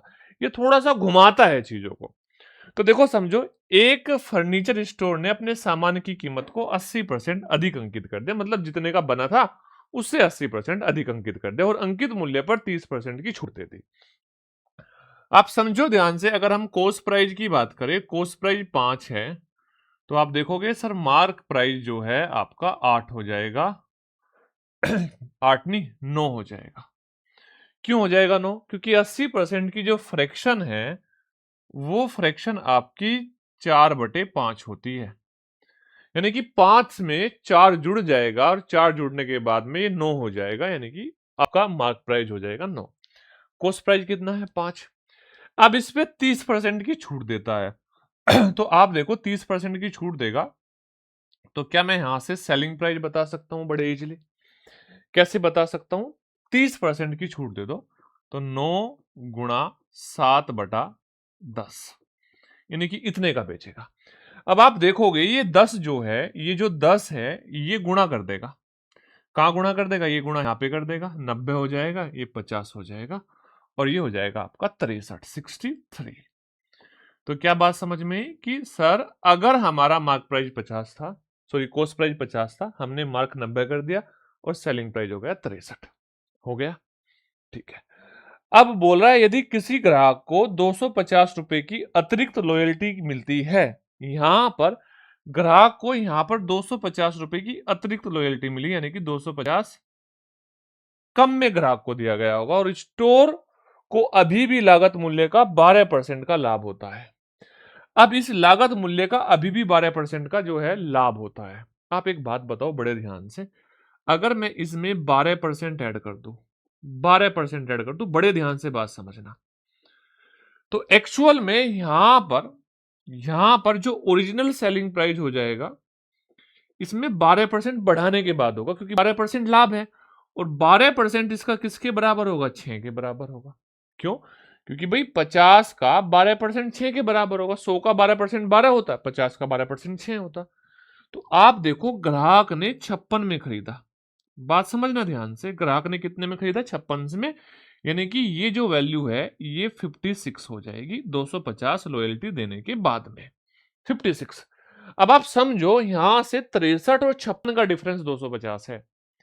63 और 56 का डिफरेंस 250 है, और 63 और 56 का डिफरेंस होता है कितना, 4 और 3 7, यानी कि जो 250 है ये 7 रेशो का मान है। 250 7 रेशो का मान है। आपसे पूछ रहा है लागत मूल्य 50 है तो इंटू 50। तो आप देखोगे 25 पंजे 125, 12,500 बटे 7। अब मैं इसको 7 से भाग दूंगा, 7 एकम 7, बचा कितना 5, 55, 7 सती 49। तो यानी कि ये आएगा आपका यहां पर 1700 समथिंग आने वाला है, और 1700 समथिंग एक ही ऑप्शन में है, ऑप्शन नंबर ए 1785.71। अब देखो कितना प्यारा सा क्वेश्चन आपका सोल्व हो गया। लैंग्वेज, जो पहले सीधे सीधे क्वेश्चन मिलते थे वहां पे लैंग्वेज घुमा रहा है। ठीक है भाई, कॉस्ट प्राइस 50, 80% बढ़ा दिया। देखो ध्यान से, 80% बढ़ा दिया, हाँ या ना। अब इसमें 80% बढ़ाया, इसमें से उसने 30% का डिस्काउंट दे दिया। एक्चुअल में इतने की बेच था, लेकिन यहां पर क्या हुआ, यहां पर 250 की अतिरिक्त छूट दे दी, 250 और कम हुआ। तो रेशो में ये जो 250 कम होने के बाद वैल्यू क्या आ रही है, ये आपसे पूछना चाह रहा है। आपने देखा 50 कॉस्ट प्राइस है, 12% लाभ हुआ, 6 का लाभ हुआ, तो 56 है रेशो में। तो जो ये 56 है, इन दोनों का डिफरेंस 250 है। बस इतनी सी बात आपको समझनी थी, क्वेश्चन सॉल्व हो गया। नेक्स्ट क्वेश्चन देखो, क्वेश्चन नंबर 26। बोला a retailer mark a product 60% above its cost price. He provided two successive discount, 25% and 10%, and he earned the profit of 160. That was the cost price of the product. अब यहां पे बोल रहा है कि एक mark price को 60% बढ़ाया गया, उसके बाद में मार्क प्राइस को 60% बढ़ाने के बाद में एक 25% का डिस्काउंट दिया, एक 10% का डिस्काउंट दिया, और यहां पर बोल रहा है कि जो आपका प्रॉफिट है वो 160 रुपए है। तो लागत मूल्य बताओ। तो आप देखो ध्यान से, कोस्ट प्राइस अगर हमारा था 60% वृद्धि हुई, तो आप बोलोगे यहां पर सर कोस्ट प्राइस हमारा कितना है, 5 है, और जो हमारा सेलिंग प्राइस है या मार्क प्राइस है 60% अधिक है, तो 8 है, 8 है। ठीक है, मार्क प्राइस है हमारा 8। अब यहां पे दो डिस्काउंट दिए, पहला कितना दिया, आप बोलोगे पहला दिया 25% का, तो 25% का मतलब यहां पर आप बोलोगे 4 का सामान 3 का बेचना पड़ेगा, तो 4 से इसको भाग दोगे, 3 से गुणा कर दोगे मेरे भाई। ठीक है, अब दूसरा डिस्काउंट 10% का, 10% का यानी कि 10 का सामान 9 का देना पड़ेगा, 10 से भाग दोगे, 9 से गुणा करोगे। तो जो ये मार्क प्राइस है फिलहाल ये आपका सेलिंग प्राइस में बदल जाएगा। किस में बदल जाएगा, सेलिंग प्राइस में बदल जाएगा, और इस रेशो को आपको सोल्व करना है। 10 चौक 40, 40 पंजे 200, 40 पंजे 200, और आप देखो यहां से 9 अठे 72, और 7 या 21, 216। तो क्या बात समझ में आई कि जो प्रॉफिट है वो 16 रुपए है, रेशो में 16 है, और उस 16 रेशो का मान 160 है। तो अगर 16 का मान 160 है, इसका मतलब सेलिंग प्राइस 2160 है और कॉस्ट प्राइस 2000 है। तो आपके अनुसार जो आंसर आ जाएगा वो आ जाएगा ऑप्शन नंबर ए। ठीक है, सीरीज बन रही होगी यहाँ पे, आप इन चीजों को समझो ध्यान से। अब देखो नेक्स्ट क्वेश्चन ये है कि किसी वस्तु का अंकित मूल्य शुरू में उसके लागत मूल्य से 20% अधिक है। निर्धारित करने के बाद एक खुदरा विक्रेता बाद में एक अनिर्दिष्ट छूट देती है। छूट के बाद लेन देन में अंततः 8% का लाभ हुआ। 8% का लाभ हुआ, तो बताओ छूट कितने की दी, छूट कितने की दी। आप एक बात बताओ, बड़े ध्यान से समझना। यहां पर 100 रुपए अगर कॉस्ट प्राइस है, तो मार्क प्राइस हमने कर दिया 120। ये हमने क्या कर दिया, मार्क प्राइस कर दिया हमने 120। बड़ा आसान सा क्वेश्चन है, ये हमारा सीपी है। लेकिन हमने एक बात नोट करी, हमें जो लाभ हुआ वो हुआ 8% का। कितने परसेंट का, 8% का। यस, 8% का लाभ हुआ। अब 8% का लाभ हुआ तो ये सेलिंग प्राइस है। तो आप खुद बताओ यहां पर डिस्काउंट कितना दिया, आप ये बता दो। तो आप बोलोगे यहां पर 12 का डिस्काउंट है। और 12 का डिस्काउंट 120 पे 10% के बराबर होता है। 12 का डिस्काउंट 120 पे 10% के बराबर होता है। एक तो ये तरीका, तो ये तो सिंपल है। एक ये भी है कि आप यहां पे इस बात को समझो कि ये 20% अधिक अंकित किया। बोला है किसी वस्तु का अंकित मूल्य शुरू में लागत मूल्य से 20% अधिक अंकित कर दिया। अब 20% अंकित कर दिया अधिक, तो ये सीपी है, यस या नो, और ये आपका क्या है, एमपी है। 20% अधिक अंकित कर दिया तो ये 5 था और ये 6 कर दिया, 5 था 6 कर दिया। अब हम इसको सेलिंग प्राइस में बदलेंगे। इसको किस में बदलेंगे, हम सेलिंग प्राइस में बदलेंगे। कैसे बदल रहे होंगे, बोल रहा है अभी भी 8% का लाभ हुआ, और 8% की जो फ्रैक्शन है मेरे भाई, वो होती है 2/25। 2/25, और 2/25 होती है, तो इसका मतलब ये 25 का सामान कितने का बेच दिया, 27 का बेच दिया। 27 का बेच दिया। अब इसको आप क्या कर दो, सोल्व कर दो रेशो को। किसका रेशो आएगा, एमपी का और सीपी का। आप देखोगे ये 25 से 5 बार जाएगा, 3 से 9 बार और 3 से 2 बार, तो यहां पे 9 बचेगा और यहां पे बचेगा मेरे भाई 10। आप बताओ कितना डिस्काउंट दिया, तो डिस्काउंट दिया 10% का। Question number 27। क्लियर हुई बातें। ऐसे ही आपको ये क्वेश्चन करने हैं। नेक्स्ट देखो ध्यान से। अच्छा, ऐसा क्वेश्चन मैं आपको ऑलरेडी करा चुका हूं, ये आपका होमवर्क है। याद है ना वो कार वाला, कार टॉय कार वाला, है ना, ये होमवर्क है। Same as toy car, same as toy car. ये जो टॉय कार वाला क्वेश्चन है उसके जैसा है बिल्कुल, आपको ये खुद करना है, ठीक है। और जहां तक इसका आंसर इन दोनों में से एक है, तो 13.94 लॉस है या 13.94 प्रॉफिट है, आप चेक कर लेना। नेक्स्ट देखो ध्यान से। बोल रहा है एक व्यक्ति ने दो वस्तुओं को निवेश किया। A man invested two items, one gave 10% profit and another gave 5% loss. If the total investment was 5,000 and the net result was 100% profit, तो आप ये बताओ, ये जो 100% है, ये जो 100 का प्रॉफिट है, ये मेरे भाई इसका कितना परसेंट है, बस आप मुझे ये बता दो पहले। 100 जो है इस 5,000 का कितना परसेंट है, और फिर मैं एलिगेशन लगा दूंगा अगर आप इसको इजीली बता पा रहे हो। अब देखो 50 1% होता है, तो क्या ये 100 2% है? ओवरऑल 2% प्रॉफिट हो रहा है। क्वेश्चन बन गया आपका कि पहली वस्तु पे 10% का लाभ हुआ, दूसरी पे 5% की हानि हुई, और ओवरऑल जो प्रॉफिट हुआ वो 2% हुआ। अब आपसे क्या पूछा है, लाभ देने वाली वस्तु की निवेश बताओ कितना था। तो देखो लाभ हुआ था 10% का, हानि हुई थी 5% की दूसरी वस्तु पे, और टोटल जो हुआ वो टोटल हुआ लाभ 2% का। अब आपको यहां पे लगाना है एलिगेशन। इन दोनों का डिफरेंस आएगा 8 और इन दोनों का डिफरेंस आएगा 7, क्योंकि ये जुड़ जाएंगे, एक प्लस है माइनस है, तो ये इनके कॉस्ट प्राइस का रेशो हो जाएगा। क्यों? क्योंकि आपने यहां पे प्रॉफिट के परसेंटेज में आपने एलिगेशन लगाया, तो ये कॉस्ट प्राइस का रेशो हो जाएगा। पहली का कॉस्ट प्राइस 7, दूसरी का कॉस्ट प्राइस 8, यही होगा ना। पहली का कॉस्ट प्राइस 7 और दूसरी का कॉस्ट प्राइस 8। अब देखो ध्यान से, बड़े ध्यान से, क्लियर। अब जो प्रॉफिट पर बेची उसका जो निवेश था, जो उसका निवेश था वो 7 था रेशो में, और जो लॉस पर बेची उसका निवेश था 8। ठीक है, टोटल कितना था, 15। 15। अब इस 15 का मान आपको कितना दिया है, 15 का मान दिया है 5,000। 15 का मान दिया है 5,000। अब आप करो ध्यान से, बड़े ध्यान से इस बात को समझो कि 5,000 को अगर मैं 15 से भाग दूं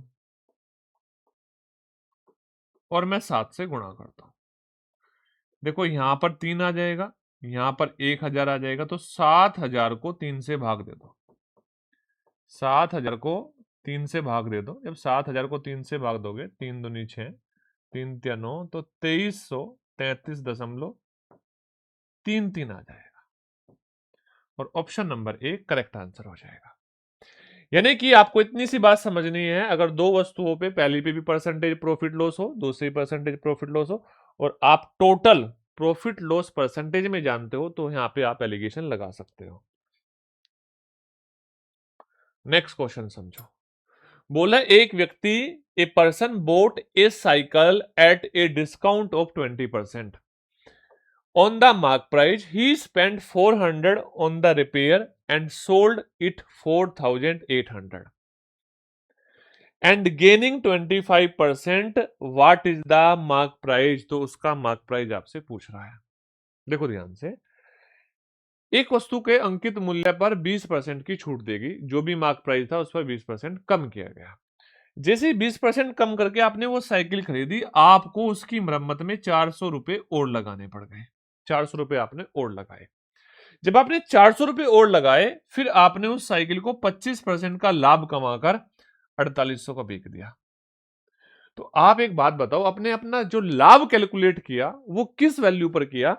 आप बोलोगे सर, अगर मैं यहां पे बात करूं, उस वस्तु का आपके लिए कॉस्ट प्राइस, किसके लिए? आपके लिए कॉस्ट प्राइस कितना था? तो आप बोलोगे 4800 जो है ना सर, 4800 जो है 25% के प्रॉफिट का मान है। किसका मान है? 25% के प्रॉफिट का मान। और 25% का अगर मैं यहां पे प्रॉफिट जोड़ूं, तो जो हमने कीमत पड़ी थी 400 रुपए खर्च करने के बाद में, उसका 5/4 गुना 25% वृद्धि होगी, और ये 4800 के बराबर है। अच्छा, 5 नम 45, 960, यस या नो? 9 चौक 36, तो सीपी हो जाएगा आपका 3840। आपको 3840 में टोटल पड़ी, लेकिन इस 3840 में आपका खर्चा भी था। आपका खर्चा भी था, 400 रुपए आपने खर्च किया था। तो जो आपने पे किए थे ना, वो आपने 3440 पे किए थे। 3440, 3440 आपने पे किए थे। और ये 3440 कब पे किए थे? जब आपको 20% का डिस्काउंट मिला था। क्या मिला था? 20% का डिस्काउंट। तो अब बड़े ध्यान से बात समझना, यानी कि अगर मार्क प्राइस की बात करूं मैं, तो आप बोलोगे 5 होगा, और यहां पे सेलिंग प्राइस की बात करूं तो यहां पे 4 होगा। तो यानी कि 4 रेशो का मान ये आपको दिया गया है, 4 रेशो का मान।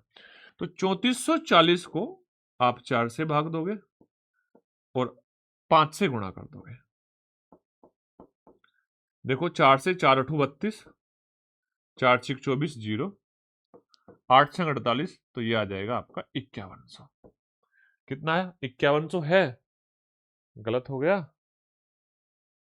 5 6 30, 8 चौक 32, 4 6 24, 0, और 0, 5 6 30, 8 40, 3 43, 4300 आया मेरे भाई। कितना आया? 4300। Option number D correct answer. ठीक है, तो इस तरीके से आप क्वेश्चन कर सकते हो। क्वेश्चन नंबर 31 आसान सा है। बोल रहा है किसी वस्तु का विक्रय मूल्य 25% बढ़ा दिया जाए, लाभ 20% से बढ़कर 30% हो जाता है, तो क्रय मूल्य में कितने प्रतिशत की वृद्धि हुई? कितना प्यारा सा क्वेश्चन। देखो, क्वेश्चन देखने में आसान लग रहा है, लेकिन भाई है क्वेश्चन। समझना, किसी वस्तु का विक्रय मूल्य में 25% बढ़ा दिया। अब हमें विक्रय मूल्य नहीं पता, 25% बढ़ाए कैसे? बात समझो। तो जो लाभ पहले 20% होता था, वो बढ़ के कितना परसेंट हो गया? 30%। वो बढ़ के कितना हो गया? 30% हो गया। क्लियर? अब आपसे पूछ रहा है कि बताओ क्रय मूल्य में कितने प्रतिशत की वृद्धि की गई? क्रय मूल्य में कितने प्रतिशत की वृद्धि की गई?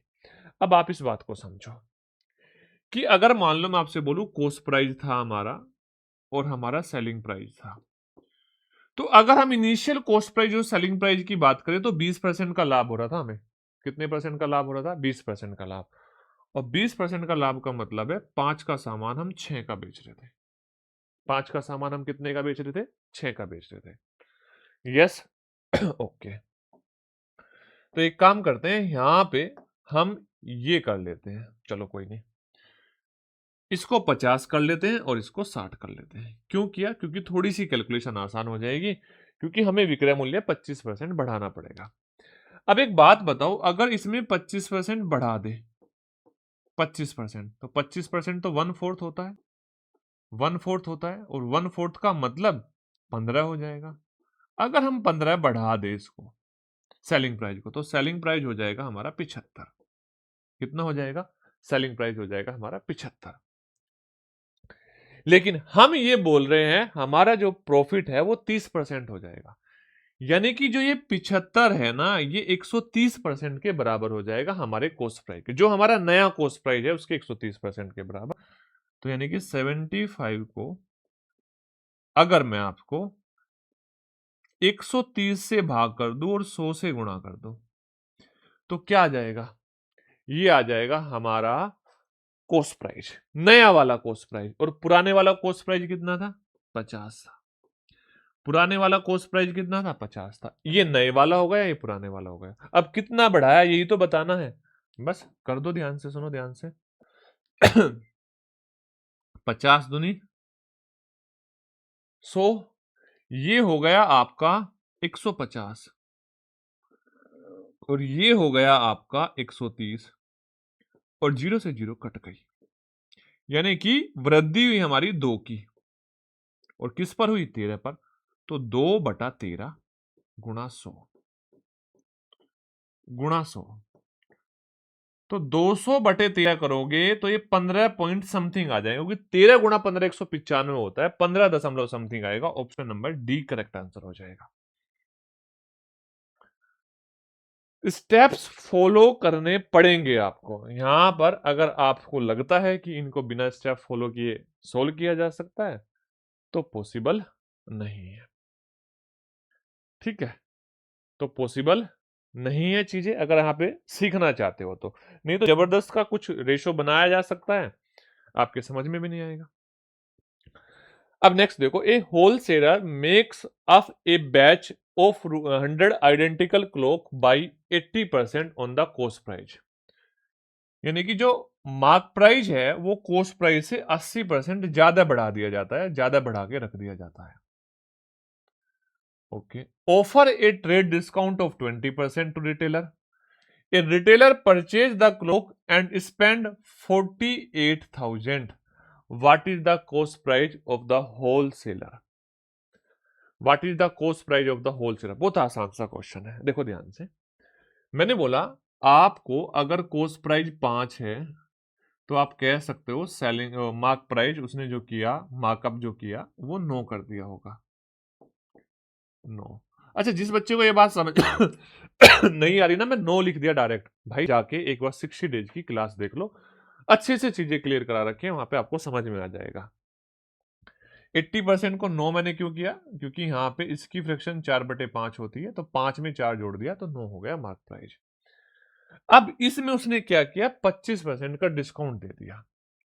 ठीक है, 25% का डिस्काउंट दे दिया, तो यहां से अगर मैं आपसे सेलिंग प्राइस की बात करूं तो 25% का डिस्काउंट देना पड़ेगा, और 25% का डिस्काउंट देने का मतलब इसको 3/4 पे बेचना पड़ेगा, इस वैल्यू का 3/4 पे बेचना पड़ेगा। तो यानी कि अब हमारे पास जो रेशो हुआ वो सीपी का और एमपी का रेशो हो गया। इसको इधर लेके जाऊंगा तो 20 हमारा सीपी है, एमपी है हमारा 27, मार्क प्राइस कितना है? 27। मार्क प्राइस कितना है? 27। अब देखो ध्यान से, यहां पर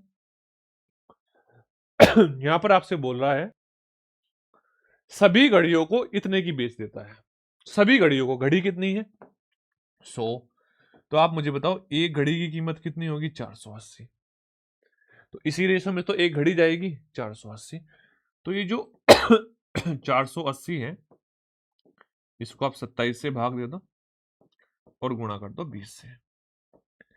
48×96, 9600/27। 27 या 81, तो यानी कि 3 आएगा। ठीक है, और यहां पर बचा कितना आपका? बचा 15, बचा 15, 27 पंजे, तो यहां पे आपका आंसर आ जाएगा ये ऑप्शन नंबर ए। क्यों? क्योंकि मैं इससे आगे भाग नहीं दूंगा, क्योंकि 3, 5 दो ही डिजिट में है, एक ही ऑप्शन में है, मैं इतना करके अपना आंसर बता दूंगा, इससे आगे चेक नहीं करूंगा। डन है बात है। आंसर आएगा हमारा 355.56। पूरा भाग देके आप देख लेना, ठीक है। अब समझो ध्यान से, यहां पर एक क्वेश्चन और है आपके लिए, आपके सामने। एक दुकानदार 10 रुपए प्रति पेन की दर से 100 पेन खरीदता है। उसने 60 पेन 20% के लाभ पर बेचे। बाकी 10% की हानि पर बेचे। उसे कुल लाभ या हानि प्रतिशत बताओ क्या होगा। उसे कुल लाभ या हानि प्रतिशत बताओ क्या होगा। यहाँ पे एलिगेशन भी लगा सकते हैं हम, यहाँ पे रेशो मेथड भी लगा सकते हैं। मैं रेशो मेथड लगाऊंगा, क्यों? क्योंकि देखो पहले पेन उसने 60 बेचे, बचे हुए 40 थे और टोटल थे 100। यस या नो? अगर मैं रेशो लगाऊं तो आप बोलोगे पहले उसने 3 पेन बेचे, उसके बाद में उसने 2 पेन बेचे और टोटल जो पेन थे वो 5 थे। हमने पेन का रेशो बनाया। एलिगेशन लगाओगे तो भी रेशो ही बनाना पड़ेगा। अब इन 3 को 20% के लाभ पर बेचा, तो 3 गुणा 20 लाभ था तो प्लस। इन दो को हमने क्या किया, 10% की हानि पर बेचा, तो माइनस करा, हानि है, और इंटू 10 और भाग दे दिया टोटल नंबर ऑफ पेन से, यानी कि 5 से। तो 20 दिया 60, 20 40, 40 को मैं 5 से भाग दूंगा तो 40/5। आंसर आ जाएगा आपका 8%, और प्लस की वैल्यू है तो इसका मतलब 8% प्रॉफिट है। 8% प्रॉफिट है क्या ऑप्शन में? Option number D correct answer हो जाएगा। इस क्वेश्चन का आंसर ऑप्शन नंबर डी बिल्कुल सही हो चुका है। नेक्स्ट देखो ध्यान से। एक व्यवसाय में an investment is made in A business. In the first year it gain 25%। पहले साल में 25% गेन किया। In second year it's less 20% and in third year it's gain 10%। तो आप मुझे बताओ, क्या यहां पर ये सक्सेसिव वाला क्वेश्चन हो जाएगा? What is the overall percentage loss और गेन? सक्सेसिव वाला हो जाएगा। कैसे होगा? अब देखो 25% की फ्रैक्शन होती है 4/5। अगर 25% गेन करोगे तो 4 से 5 हो जाएगा, ओरिजिनल और न्यू। ठीक है, सक्सेसिव मेथड लगा दिया हमने। उसके बाद में लॉस हुआ 20% का, और 20% का लॉस का मतलब 20% की फ्रैक्शन 1/5, तो 5 से 4 हो गया, एक कम हो गया। फिर उसके बाद में 10% का प्रॉफिट हुआ, तो 10 से 11। अब ओवरऑल निकालने के लिए इनकी मल्टीप्लाई करनी पड़ेगी, लेकिन अगर कॉमन है तो कट जाएंगे। ये 5 से 5 कट जाएगा, अगर इधर कोई नंबर है उधर भी है तो कट जाएंगे। 5 से 5 और 4 से 4। तो अब देखो फाइनली पता चला 10 से 11 ही हुआ, और 10 से 11 होने का मतलब था 10% ही बढ़ा। एक बढ़ा 10 पे, और इंटू 100 करोगे तो 10% ही इंक्रीज होगा। आंसर आ जाएगा आपका 10%। कितना आ जाएगा? 10%। That is your correct answer, बिल्कुल सही उत्तर है। नेक्स्ट देखो ध्यान से।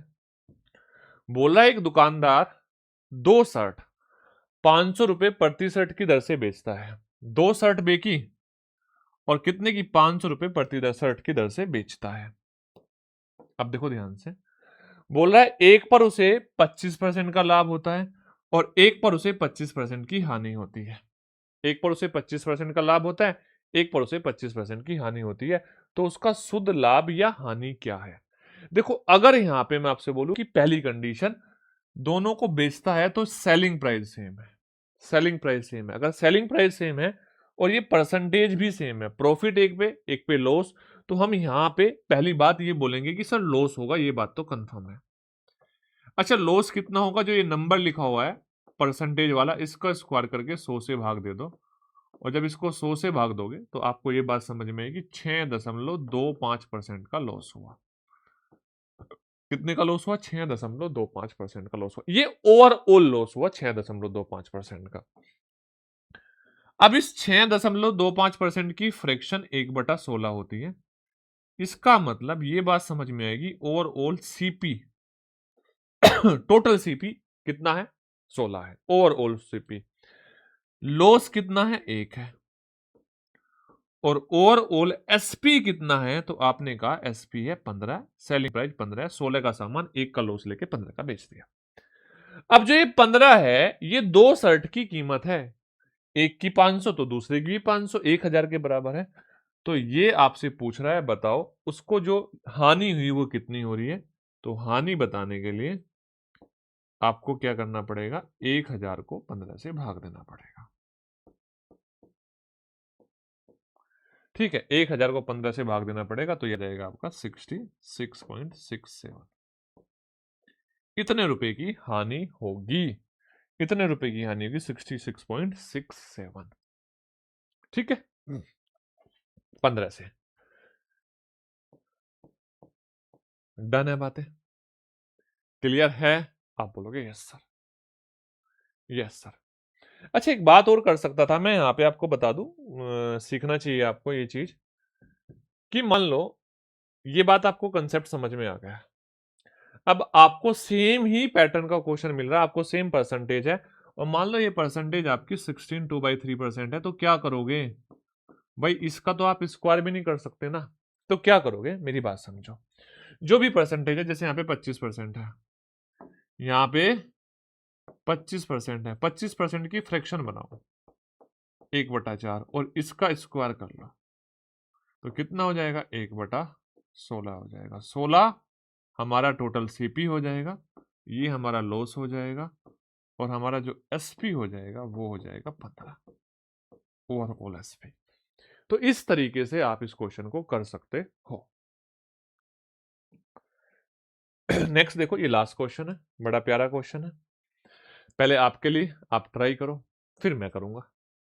पहले आपके लिए आप ट्राई करो, फिर मैं करूंगा। बड़ा अच्छा सा क्वेश्चन है, आपने ऐसे क्वेश्चन बहुत किए होंगे। अगर आपने प्रॉफिट एंड लॉस में डिस्काउंट पढ़ा है और आपने ये बात पढ़ी है कि buy 1 get 2 free, buy 2 get 1 free, buy 3 get 1 free, और आपने इस क्वेश्चन में छूट निकालना सीखा है, तो आप इस क्वेश्चन की छूट को फटाक से निकाल दोगे। ठीक है, फटाक से निकाल दोगे।